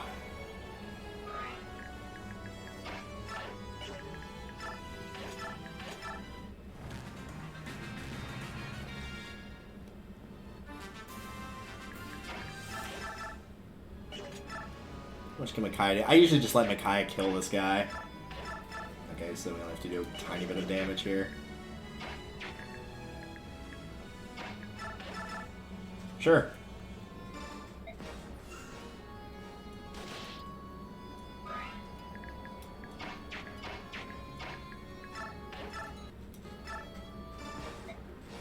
They knew what they were doing making that weapon. The fact that it's good against the armored units and the Cavaliers, and the fact that, like, almost every boss in Part 1, with the exception of, like, mostly just General Jared, are either Knights or Cavalier units.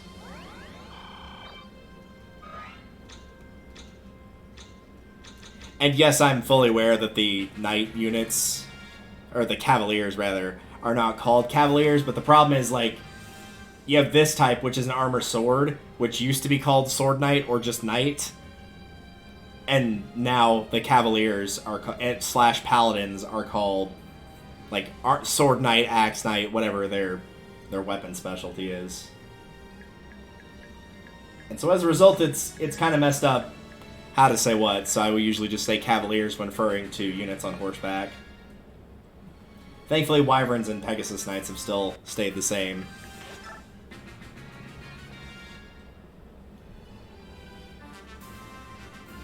I'm glad they took the Prisoners of War's weapons, but not their shields.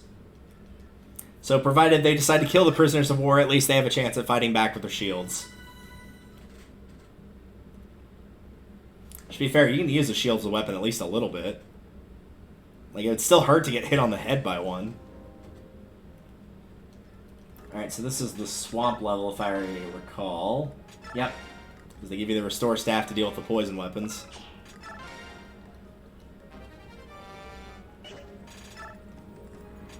Alright, so we don't get any of them, so let's just take away all their stuff.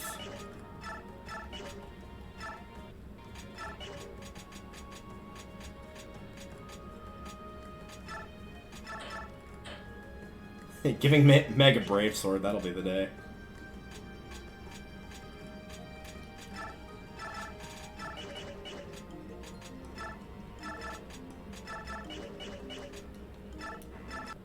And we are in another instance of basically I'm just going to bite the bullet on this one.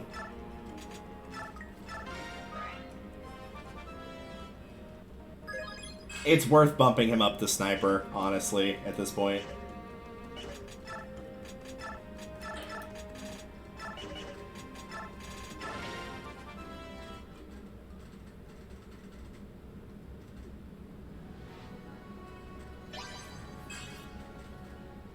Don't you get, like, yeah, I was gonna say you get critical plus 10 for one, which will help.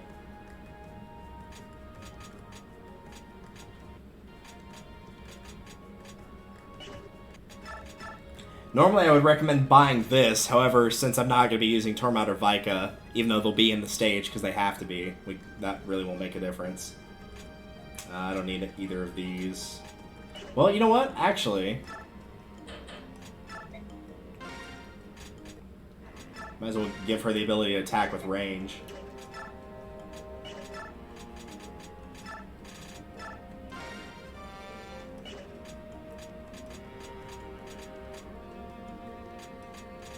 I'm not sure who I would support Edward with, honestly. Edward doesn't need no support. He's a one-man army.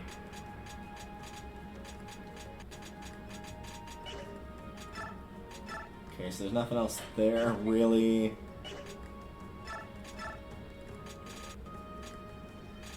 I will be taking that away, Mr. Tormod. That's just gonna get sold.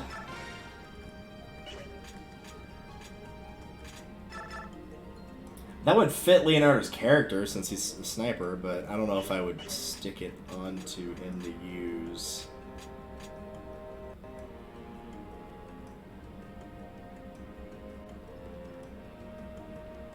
I just feel like it's better put on somebody that's attacking directly. Typically I stick it on Jill, but I feel like the double experience on her is good right now. I might change my mind on that later, but for the time being, it's fine. It'll work just as well. Alright.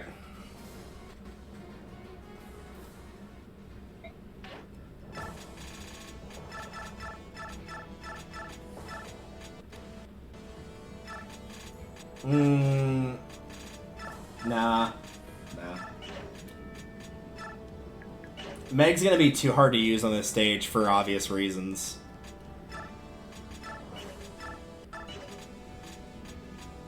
Also, I guess we can check this now. We'll go ahead and do this. Raphael the Heron, yay or nay? Nope. Nihila the Wolf Queen. Yes, I can use Nihila, okay. Which is probably for the best, because getting over to the left would have been kind of a pain without that, honestly. Also, I forgot to switch the things, so... I still have the... Oh no, I don't have that up, because I closed the tab. Well, it landed on Tails again, so there you go. Can at least take my word for that, and why would I lie about not getting a unit? Like, that wouldn't make any sense, so... It's the downside. I have to remember to flip those frames over. So yeah. Nihila, yes. Raphael, no. I already took his Seraph Robe and put it in the convoy.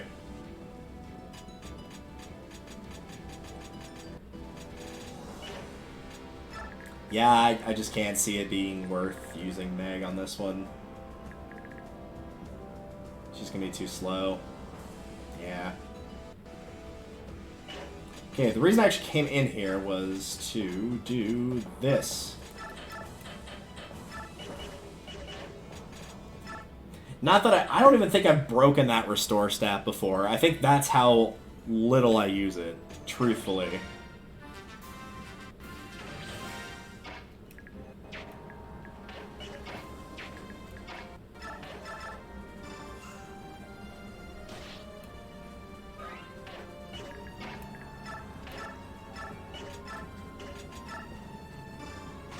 That's pretty weak damage for a sniper.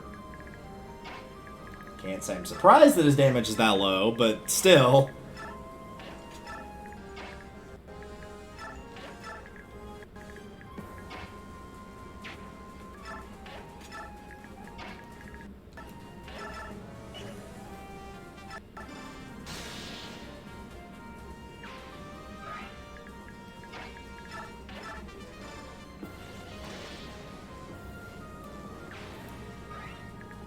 Actually think, let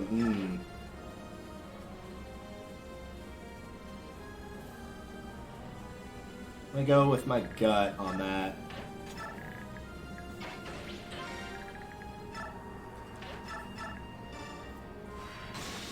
I was deciding whether to send Laura with the physical attackers or the ranged ones, and ultimately decided on the physical ones. The main reason being is they're going to be fighting the boss, and there's a larger group of enemies they have to go through.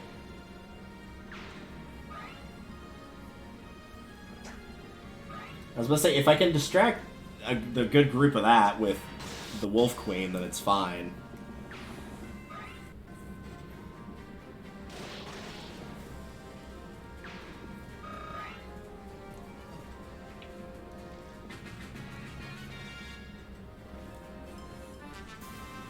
And there shows the Wyvern. That's typically the problem for saving all of the prisoners.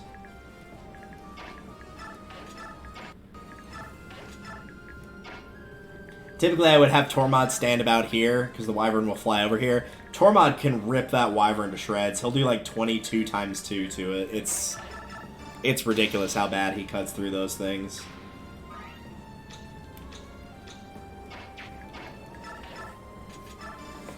It's probably the only time you'll see him do like actually really good damage. Wyverns are notoriously bad against magic in this game, or at least the enemy ones are. I wouldn't say Har's bad against magic units. The Thunder ones, obviously, because they do bonus damage. The other ones, usually they miss, unless it's maybe light, and even then they don't do an insane amount of damage, so...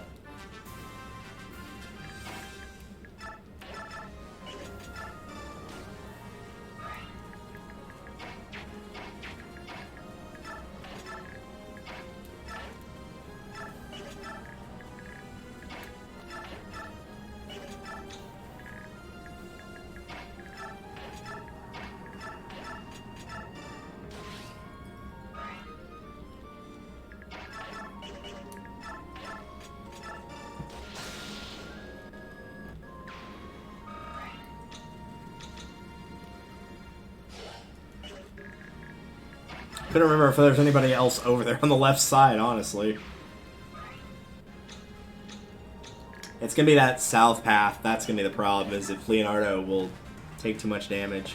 Also, the Wyvern didn't go the way he normally does, which is a bit odd. Yeah, 7's not bad.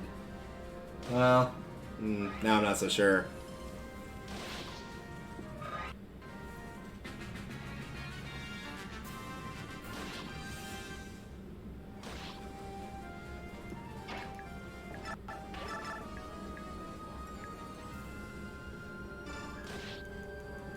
We're gonna try something stupid and see if it works. Just really the MO for around here.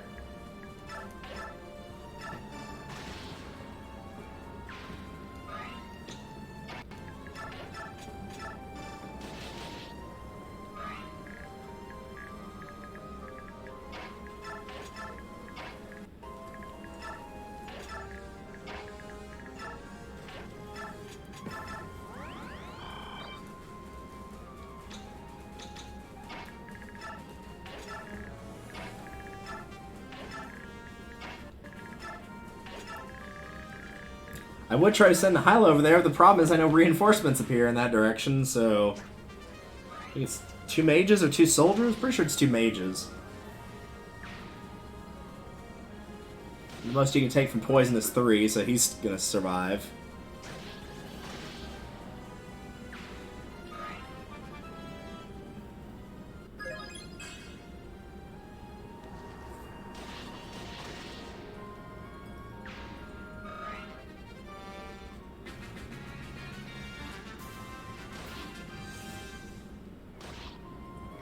Problem with this is we're essentially going to have to sacrifice... not sacrifice with Micaiah, but sacrifice a turn here to heal. Wherein I can't attack with Micaiah, because if she gets hit, that'll knock her down to 6, and he will almost assuredly get both attacks off and knock her out regardless. Oh, that's a problem.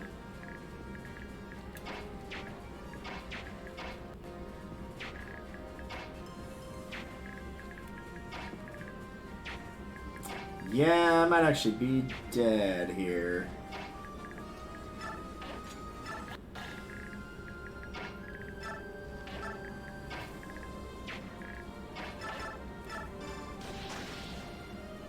The big hope I have for him not going after Laura is if he decides to kill one of the prisoners instead. The Wyvern, that is.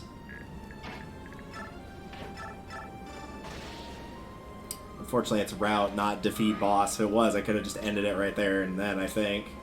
I think he had enough movement to get over there. Nope, he was going for the prisoner, which is good. He also missed? What? I didn't know he could miss.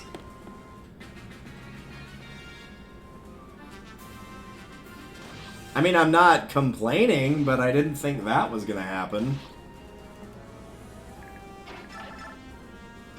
Oh, that was bad. I just screwed myself because I got overzealous.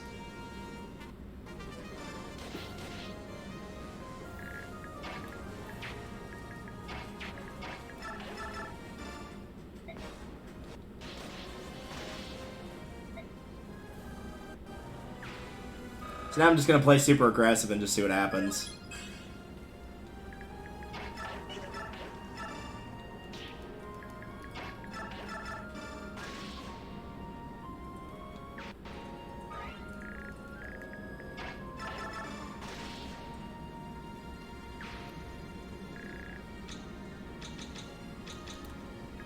Pretty sure that axe dude's gonna... Well, yeah, like the healer's gonna be able to do anything. I don't think so. Yeah, I had a feeling. Alright. Where's my pointer? There it is. That was my own fault. I should have just backed off with Leonardo and healed again. And gotten it back up to full, and then used Sacrifice with Micaiah, which wouldn't have damaged her, but it would have taken his poison off, which would have been the big thing.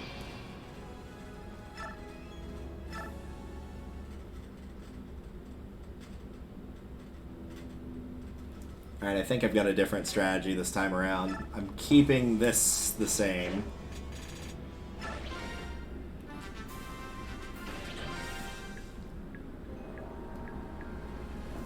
I just think I'm going to want him more, ultimately, so...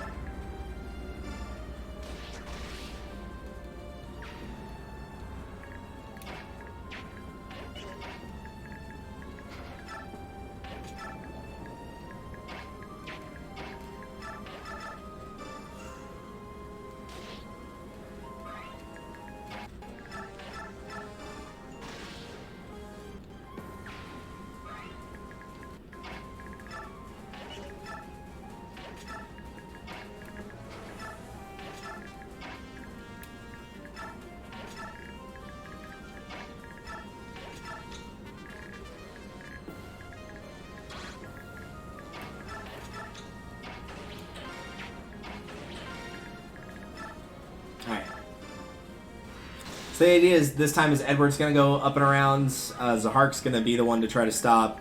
I think it's this dude that usually goes in there. I'm going to leave Soth down there with Leonardo and Micaiah to mitigate some of that damage or soften someone up to get killed. Whichever I need.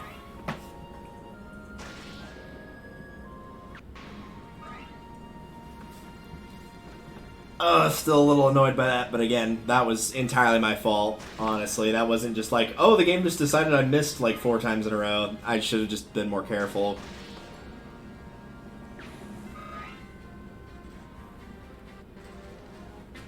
Oh well.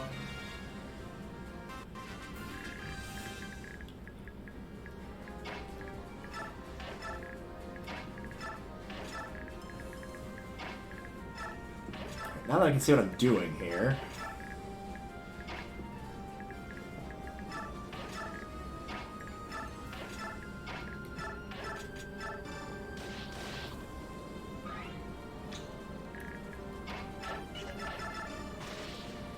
Okay, the left side is cleared until the reinforcements get there.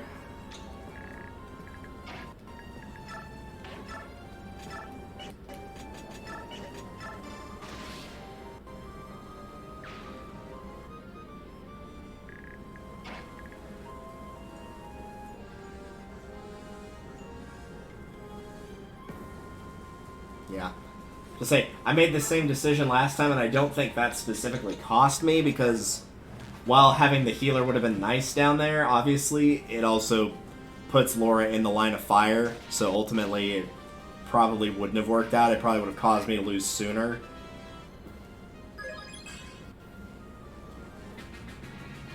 But I think with Soth there, it's a little bit more viable this time.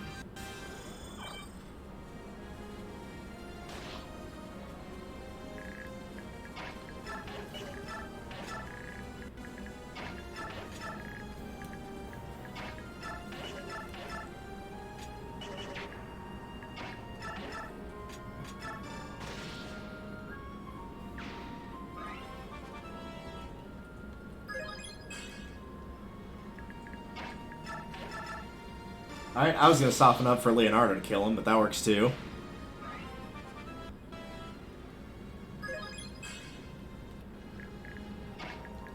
Actually, can I get... No, I can't get... Oh, no, I can get to a bush. Okay, there we go.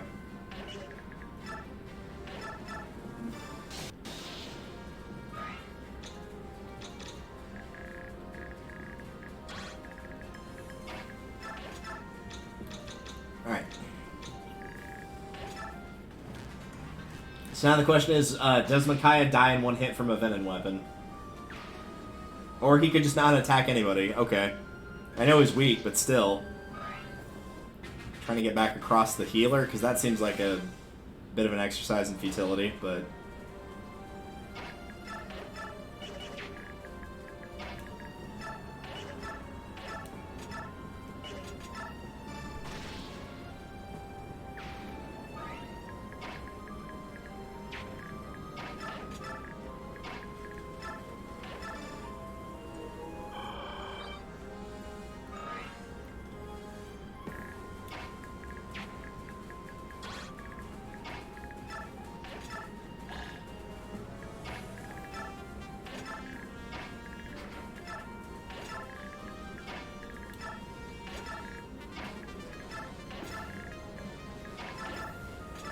I would much rather get the Wyvern out of there than that guy.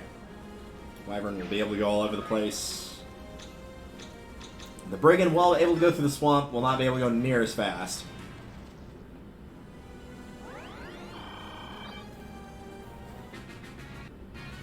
He also probably wisely decided to run to heal.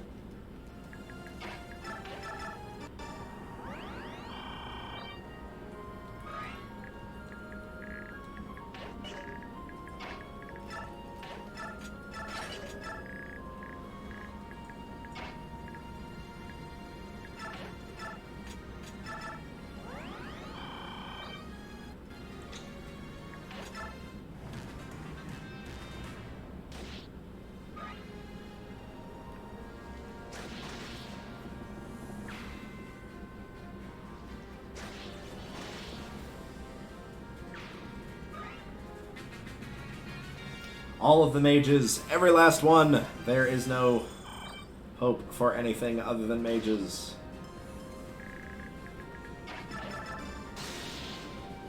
Except that guy who basically got his face liquefied just now.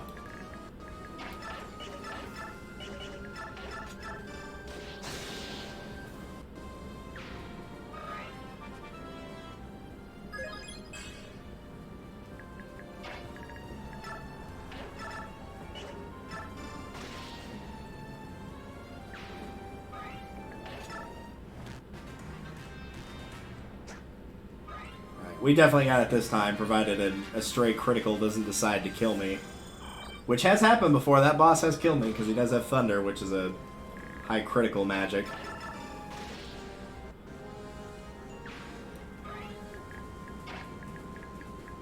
Just on the off chance it actually does happen. 6-5, well. Zahark, you are still ahead level-wise, so congratulations. Edward is going to take the kill away.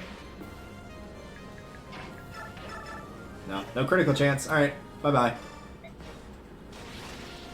And ultimately lost his chance to even try and attack, too, thanks to cancel. Alright, there we go. That just leaves one survives, which is not too terribly hard, and Day and Arise.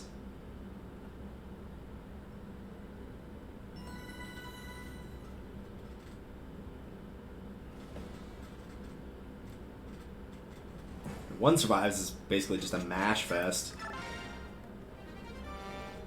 And as long as you have Micaiah, I would say probably like at 15, you're gonna be fine. Unless you got insanely unlucky with her level ups.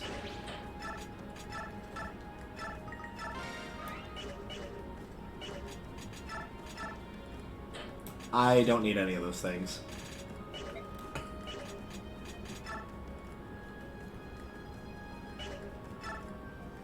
On the off chance I have to play a little bit more defensive than normal, I will take that.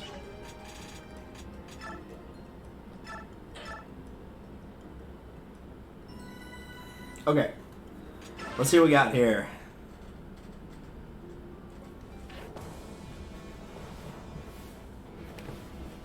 Yeah, if I remember correctly, I'll go ahead and do it just for posterity's sake. But, for the record... Oh, it doesn't show up till the fight starts. Hold on, let me try this again. There we go. Now the fight has started. No, I don't need to watch the tutorial. Get out of here. For the record, we'll pop it back up on screen very quickly. Black Knight. For the record. But again, we kind of have to use him, so... And he's only available for 2 stages anyway, so it's not the big deal. So for the record, not technically supposed to use him, but... We're kind of requiring him for 2 reasons. In endgame, I'm not going to use him, but, like, to get the final character, he has to be deployed. So I have to, like, deploy him, but I don't have to make him fight. And in this stage, obvious reasons, so... What we'll do is we'll just unequip his weapon, and we'll move that over. Micaiah should be the one doing the bulk of the attacking anyway, because she should be the one that's getting levels, because the Black Knight can't level up here, nor anywhere. I thought I unequipped his weapon. Did I not do that? I mean, again, in the long run, it's not that big a deal. There we go.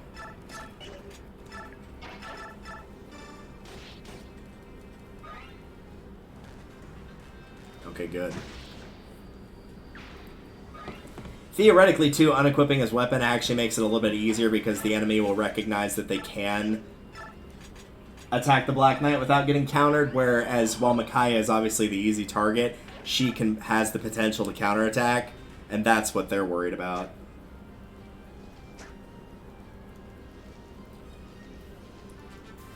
So we'll kind of change the rule here, and I will just say the Black Knight cannot be used to actually physically combat somebody until Micaiah hits 20. Once Micaiah hits 20, then it's fair game.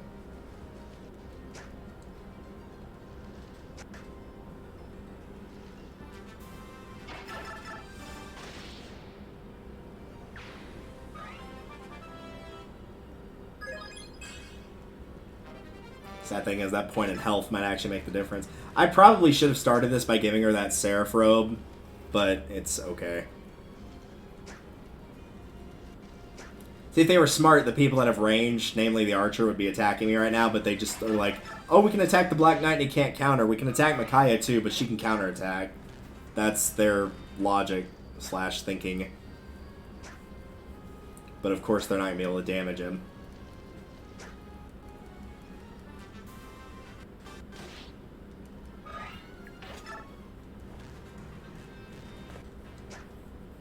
Yeah, throw all your puny little hand axes and fire your dinky little arrows. Like, they're not going to do anything.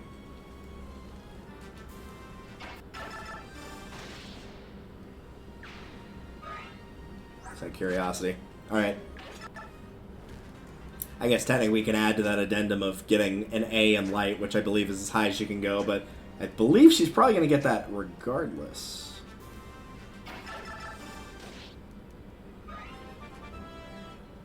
Alright, there's level 20. There's a weapon level up. Was 20 her cap for this? Yeah. Capped res, capped magic. Did surprisingly well in speed. I know that looks low, but honestly, most of the time she tends to average at about 11, so that's not horrible. That is easily the guy I want gone the most because he has the highest chance to hit. And then Makai died anyway. Because of course she did.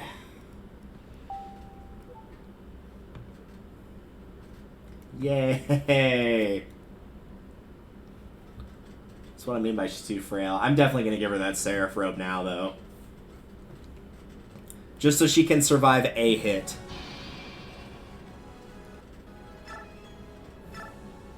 Because I believe, like most of the Class 1 units, 30 is her cap for HP. It's not 20.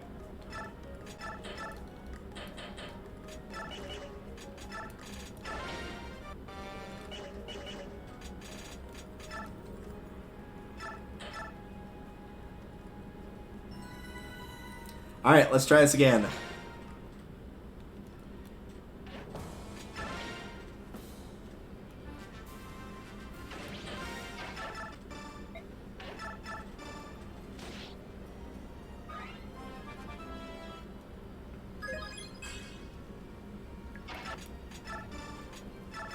Just gonna kind of play this out as it would normally, where the Black Knight's just killing most of these enemies.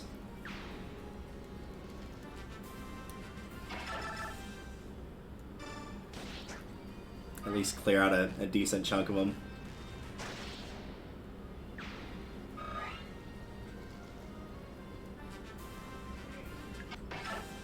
I'll equip that since that's just an ordinary axe user.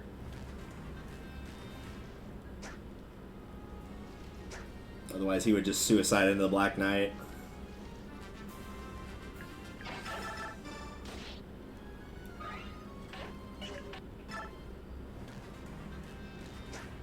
That's kind of the weird balance you have to strike with turning the Black Knight's weapon on and off, particularly in normal or hard mode.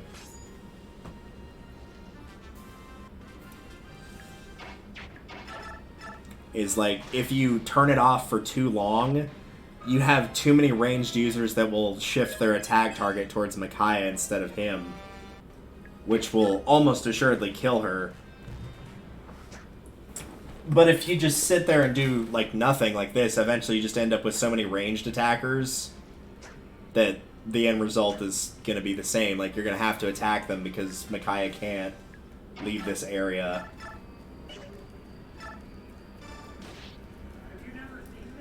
So it's probably going to end up being the a similar thing that happens here, but I'm still going to target the archer because he's going to be the biggest threat of them by far. But we can at least get her to 20 to give her the best chance to survive.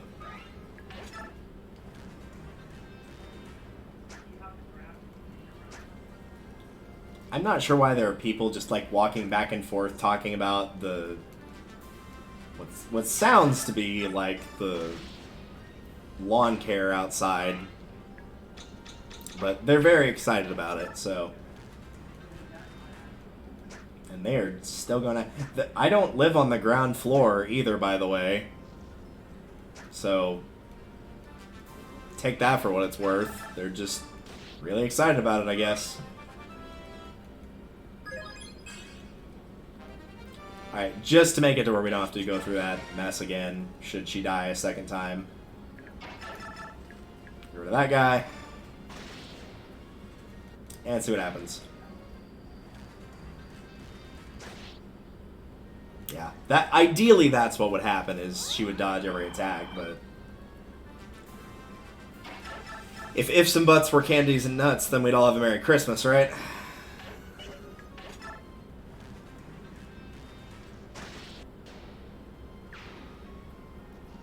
Because now at this point, there's really nothing to gain from just from not finishing the level. Is her level's maxed, the Black Knight is maxed, they're maxed in their weapon levels. Like, there's literally nothing else to gain from. I'm just gonna do this to let her have the honor of damaging him before the Black Knight knocks him out.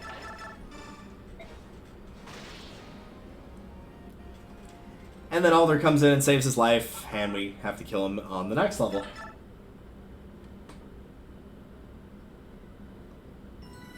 Which I guess is fine, because Jared's the big bad, not Alder. Alder's just a grunt. Like, I know he's technically the second in command, but he doesn't strike me as especially evil by comparison. Alright. That's the blue gem. Yes, it is. Just toss that in the convoy. Alright.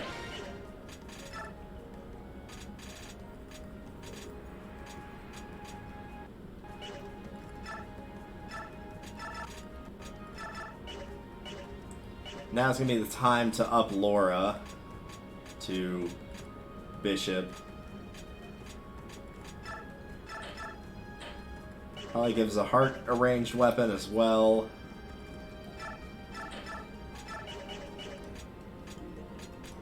Provided we can, and I think that'll be the big things to do.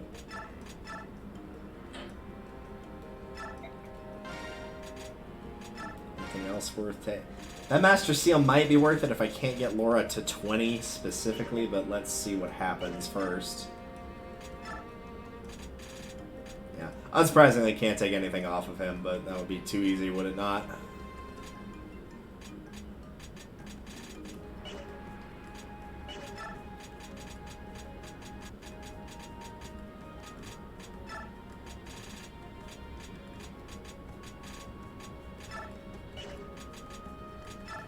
Just because it's better than nothing, I guess.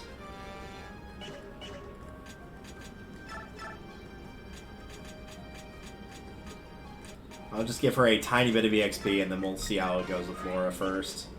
Alright, I can get her up to Bishop. The big thing that I need from Laura is just her magic, as high as it can go. But with magic, I believe being her highest growth rate, there's no way she will not hit 20. Whether you do it with bonus experience or you get it naturally.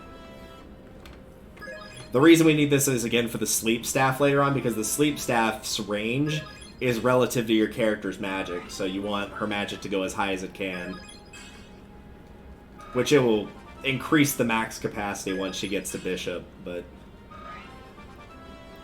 otherwise she's not going to have, even if for whatever reason she had like great stats and everything else, Priest is not going to be enough to be able to reach Ike safely with Laura.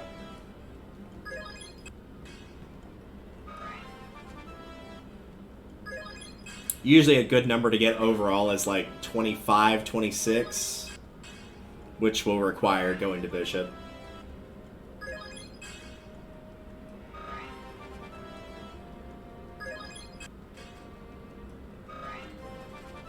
So I am okay with doing this.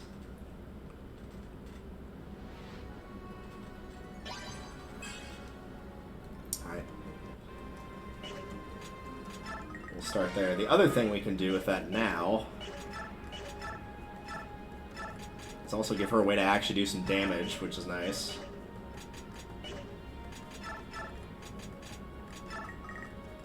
Do I have a Master Seal?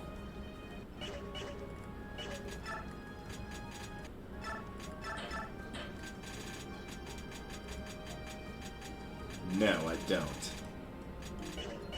Also, before I forget,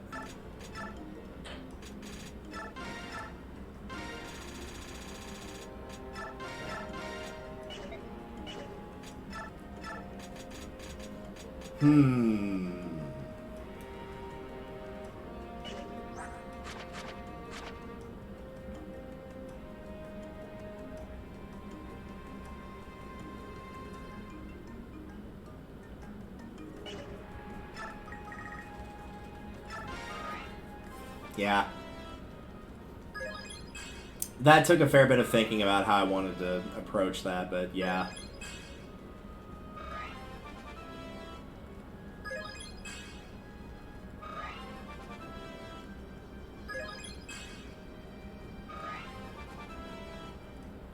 Particularly just because there's a decently big jump with how strong the enemies are in the end game of Part 1, I don't feel like she would have been viable enough, and she also had to sit out last chapter. She's not going to end game, she's not that strong. But being able to get her up to general would help. And she can get there. That's 80 experience. So, that's doable. Pass and beast foe, huh?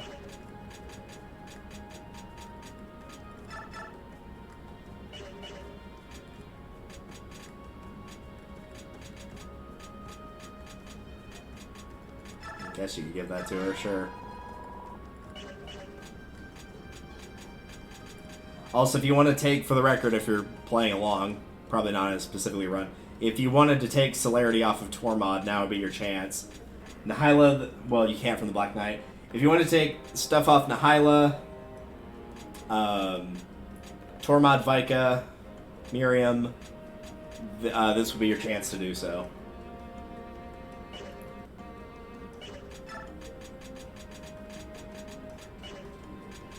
Oh, that's what it was. I didn't have a Master Seal, but I could buy a Master Seal. Do I want to really spend that much money for 80 experience, though? Because I'm leaning towards no, personally. Like, don't get me wrong, the class change level up is good, but, like, it's not that good.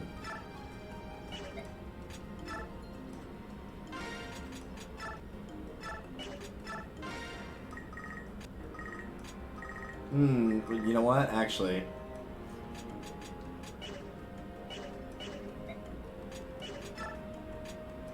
Because the next time we use Leonardo on the next map that he's in, he's going to get his weapon. So maybe that's not wise.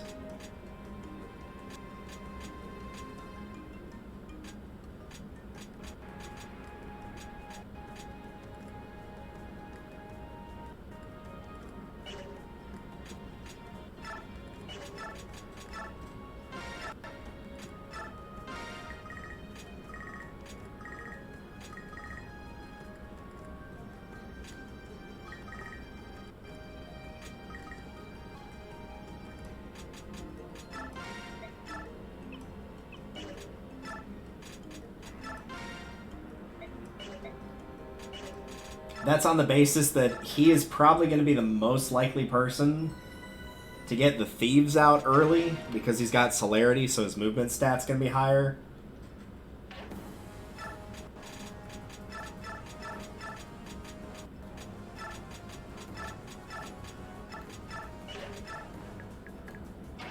I'll keep him in the back, like, down here for now, but reinforcements do appear for the record.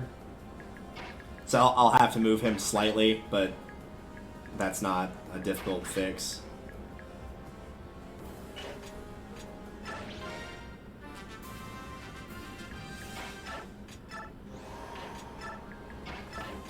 Alright, there we go. Do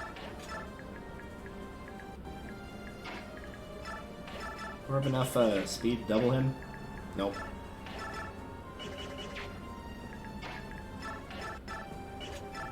Alright then.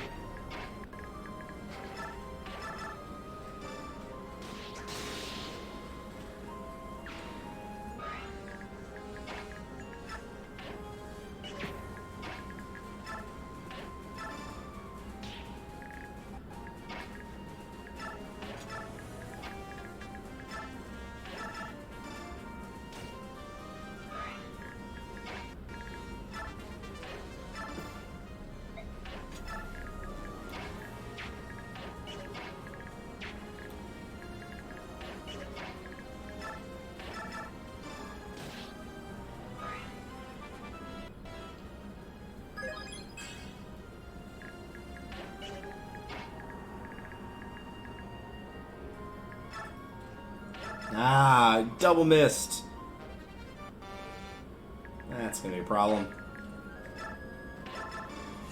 I was trying to figure out how to get him as far as possible, but still knock out the Myrmidon, and I did not manage to achieve either thing.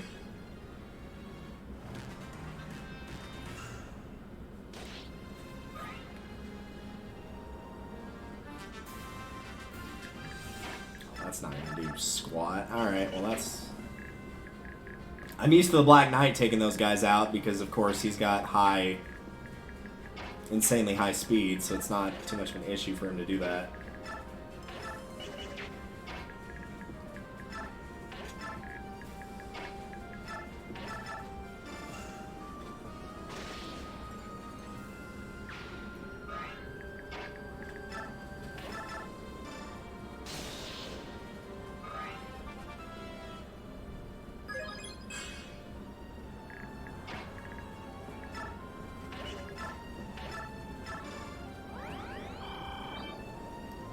Alright, let's see how far we can get Zahar. We can get this guy out. Normally I'd use the hammer, but I don't want to risk the low chance to hit. Alright, we can get one of them right now.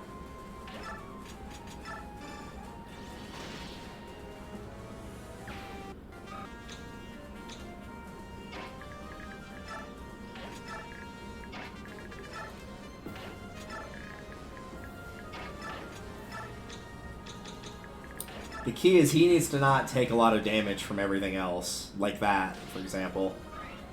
I don't think that guy's going to be a problem personally, but we'll see. Alright, timeout for both of you.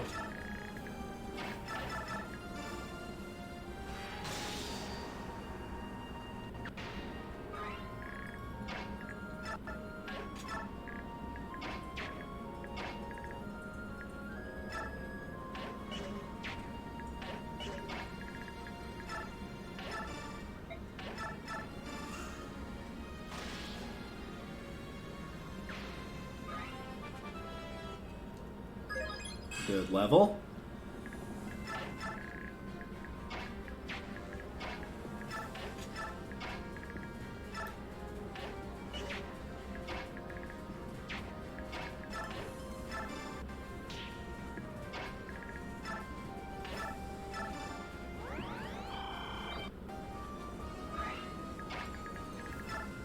I know that's a risk of leaving Laura like that, but it might make the difference.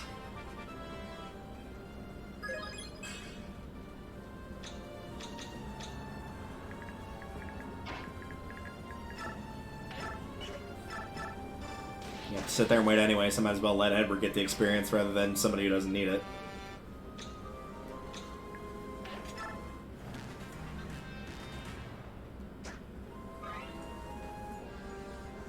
Yep, she had enough speed to not get doubled, which was the important thing.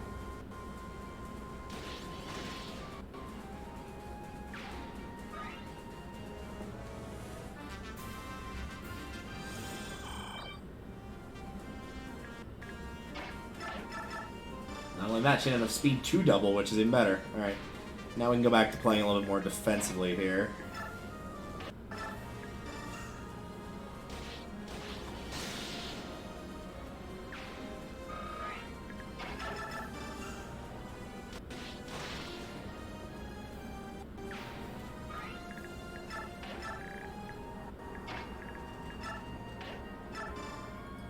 Do that, I'll get the poison off.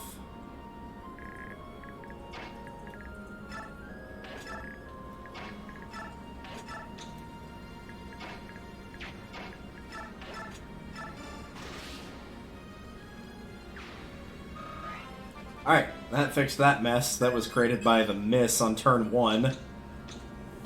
Took 3 turns to fix that. But we got there, which is the important thing.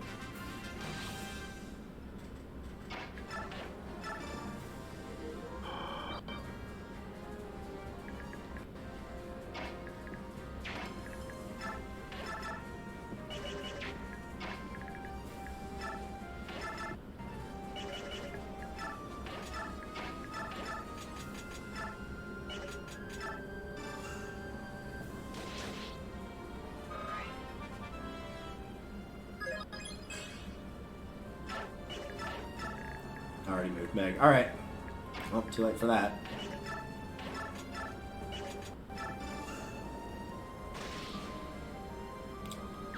No big deal. Lagu's only run sounds painful. It's not as bad as one would expect. It's not easy, but there's worse, trust me. I mean, you could literally just do like a worst units only run where you use like Fiona, Liar, just like all the really bad characters.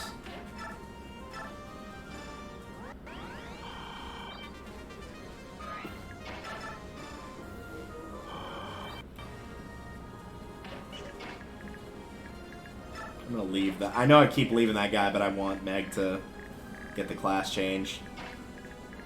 So now it's gonna be my best bet to do that. Plus the healers too, because like they're not gonna be able to do anything. So Man, every time I turn around to leave, these guys come back.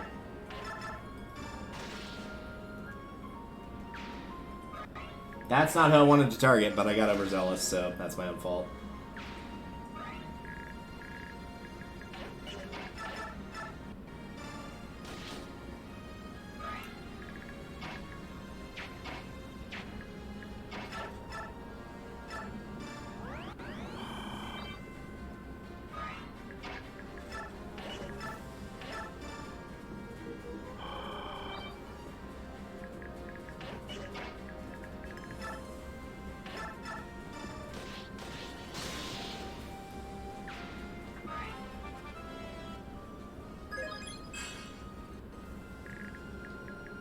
See, people wonder why I take Edward over Zahark. Like, 21, 25, 26, 13, 15, 12.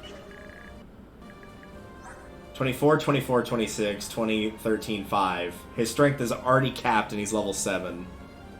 Like, just the strength cap that fast is immensely helpful. Alright. Is that archer gonna try to take a shot at Meg? Is he gonna not do anything? What is he gonna do?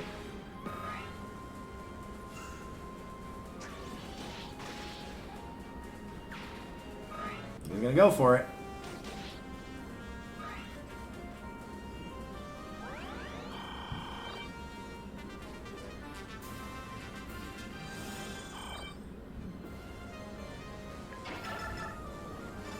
Alright, there we go. Class change. Excellent. We finally made it to getting her to be a general. Which is not that big of a difference, but it will help immensely.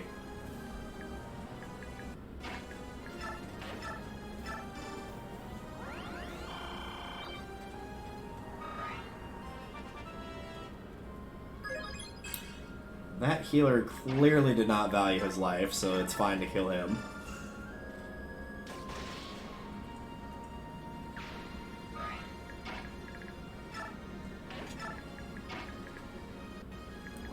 Well, now, you know what? Those reinforcements are going to pop up. Nah, actually,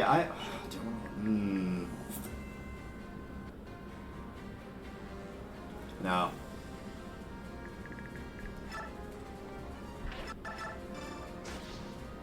It's smarter to let Meg take the reinforcements. I know that means she gets less experience. However, she's going to have a hard time surviving in that final area up there. Zahark will have a much easier time because he won't get hit by as many things, theoretically.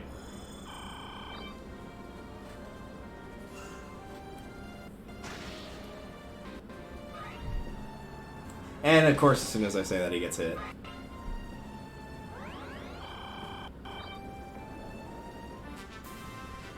Alright, we'll leave her here, and we'll see how that goes.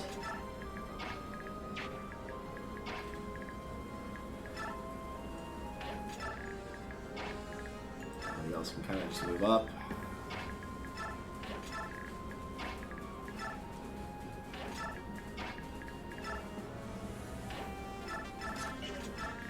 The good news is I'm not having to outrun the thieves, so like I can take more time now without the risk of losing all of the treasures.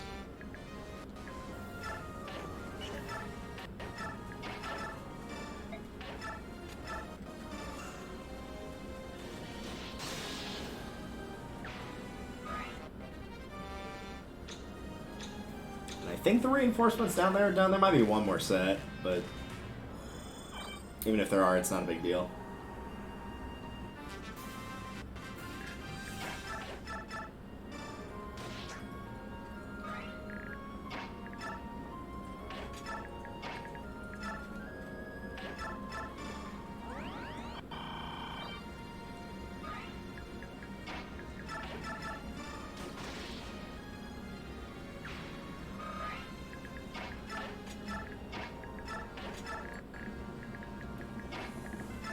Before I attempt that little final section, I'm absolutely waiting to get Edward back up there.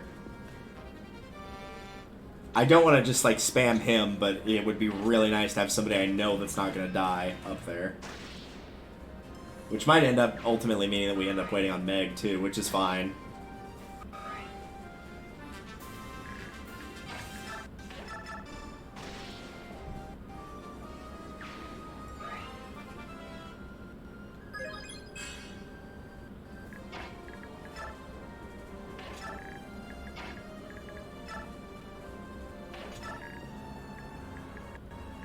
Everybody's at full. Except for Meg, but that's fine. We can wait.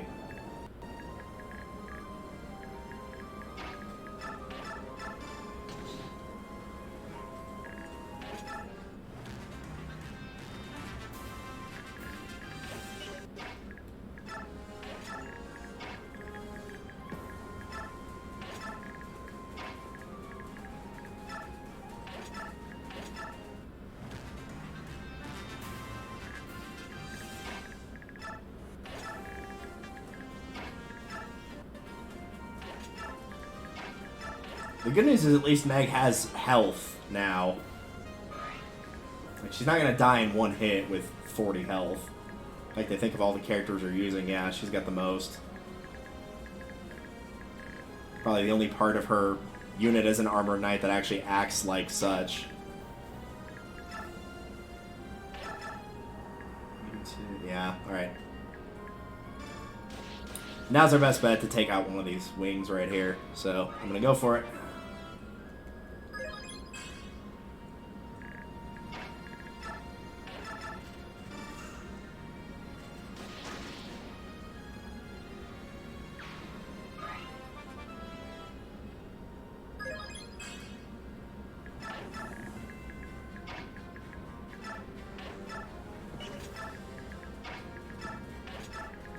It's always a weird stage for Micaiah, because typically you've got her to 20 at this point, so she just doesn't do anything other than sacrifice if you really need her to.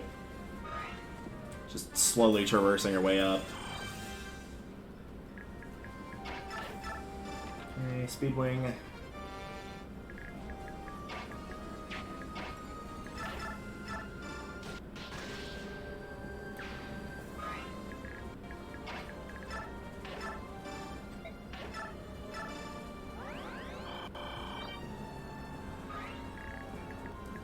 Left side is clear.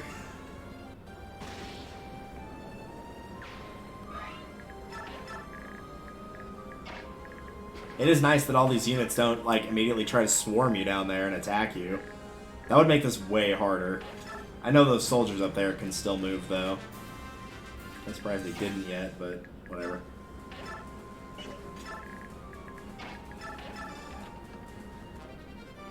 I don't remember if the mages can, so I'm gonna knock this one out before he gets a chance to do anything.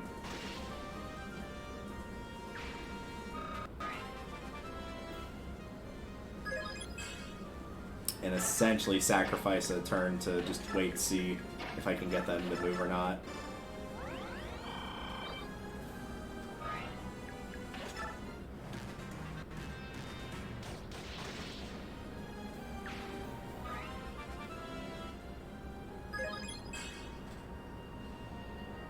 Normally I'd be way more careful with the Swordmaster, but Edward's so high level compared to them, it's not going to make a difference.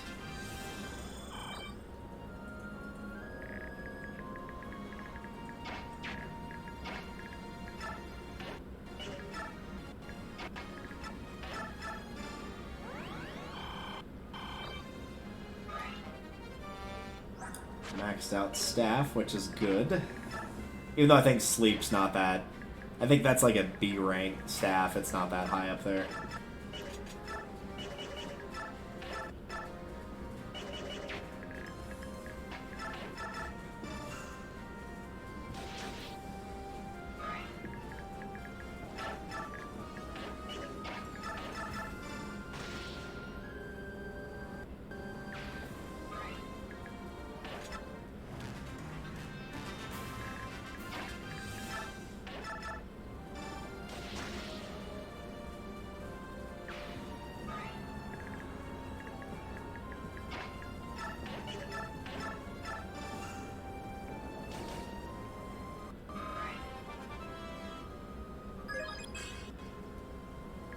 So I'm not talking much, I'm just kind of focusing right now. The first stage just came so easily, despite the fact I had no Nolan and no Aaron, but now it's like, it's just enough to where it's starting to hurt a little bit in terms of like figuring out what to do, because I'm used to having those units specifically and I don't. Advantage, which is very good. We'll throw unlock in there, sure. I don't think I've ever used that unlock staff, to be perfectly honest. Like, why would you really? Right, 8, 8, 3, 2, 3.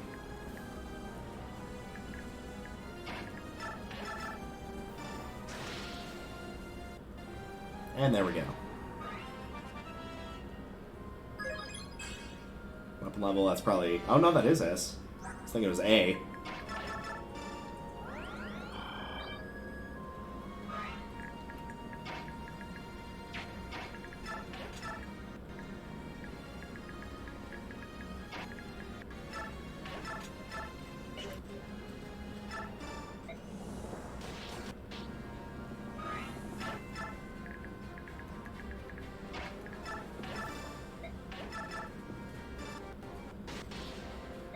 The ultimate, well, I'll just go ahead and say it. The ultimate bitch slap being the Part 1 endgame boss and getting taken down by Leonardo of all characters.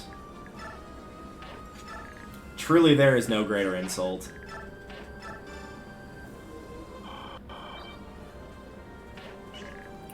I believe the last two chests have a coin and a parody, which parody is useful if you know how to use it. Otherwise, it's not that great.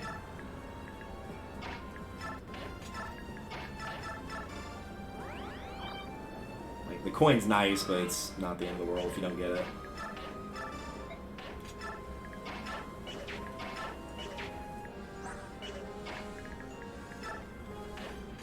Making sure I did all the supports.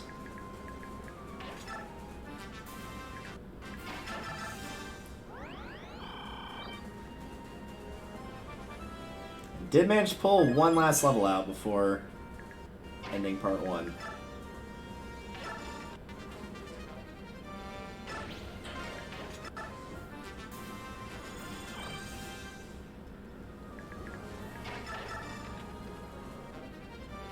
Right, and that is the end of part 1.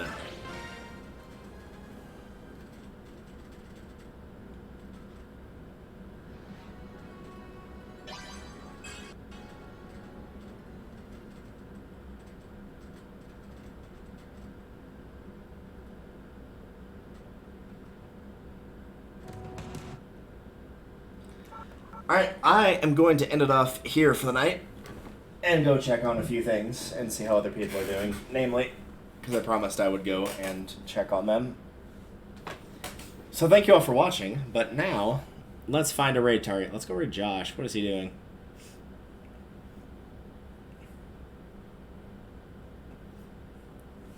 Actually, what we could do, let's see who else is on my list.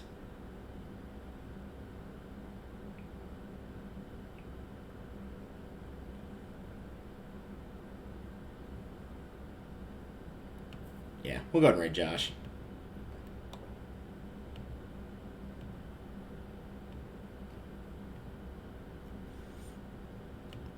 Alright, thank you all for watching. My next day off is Saturday. I might end up doing a little bit more of this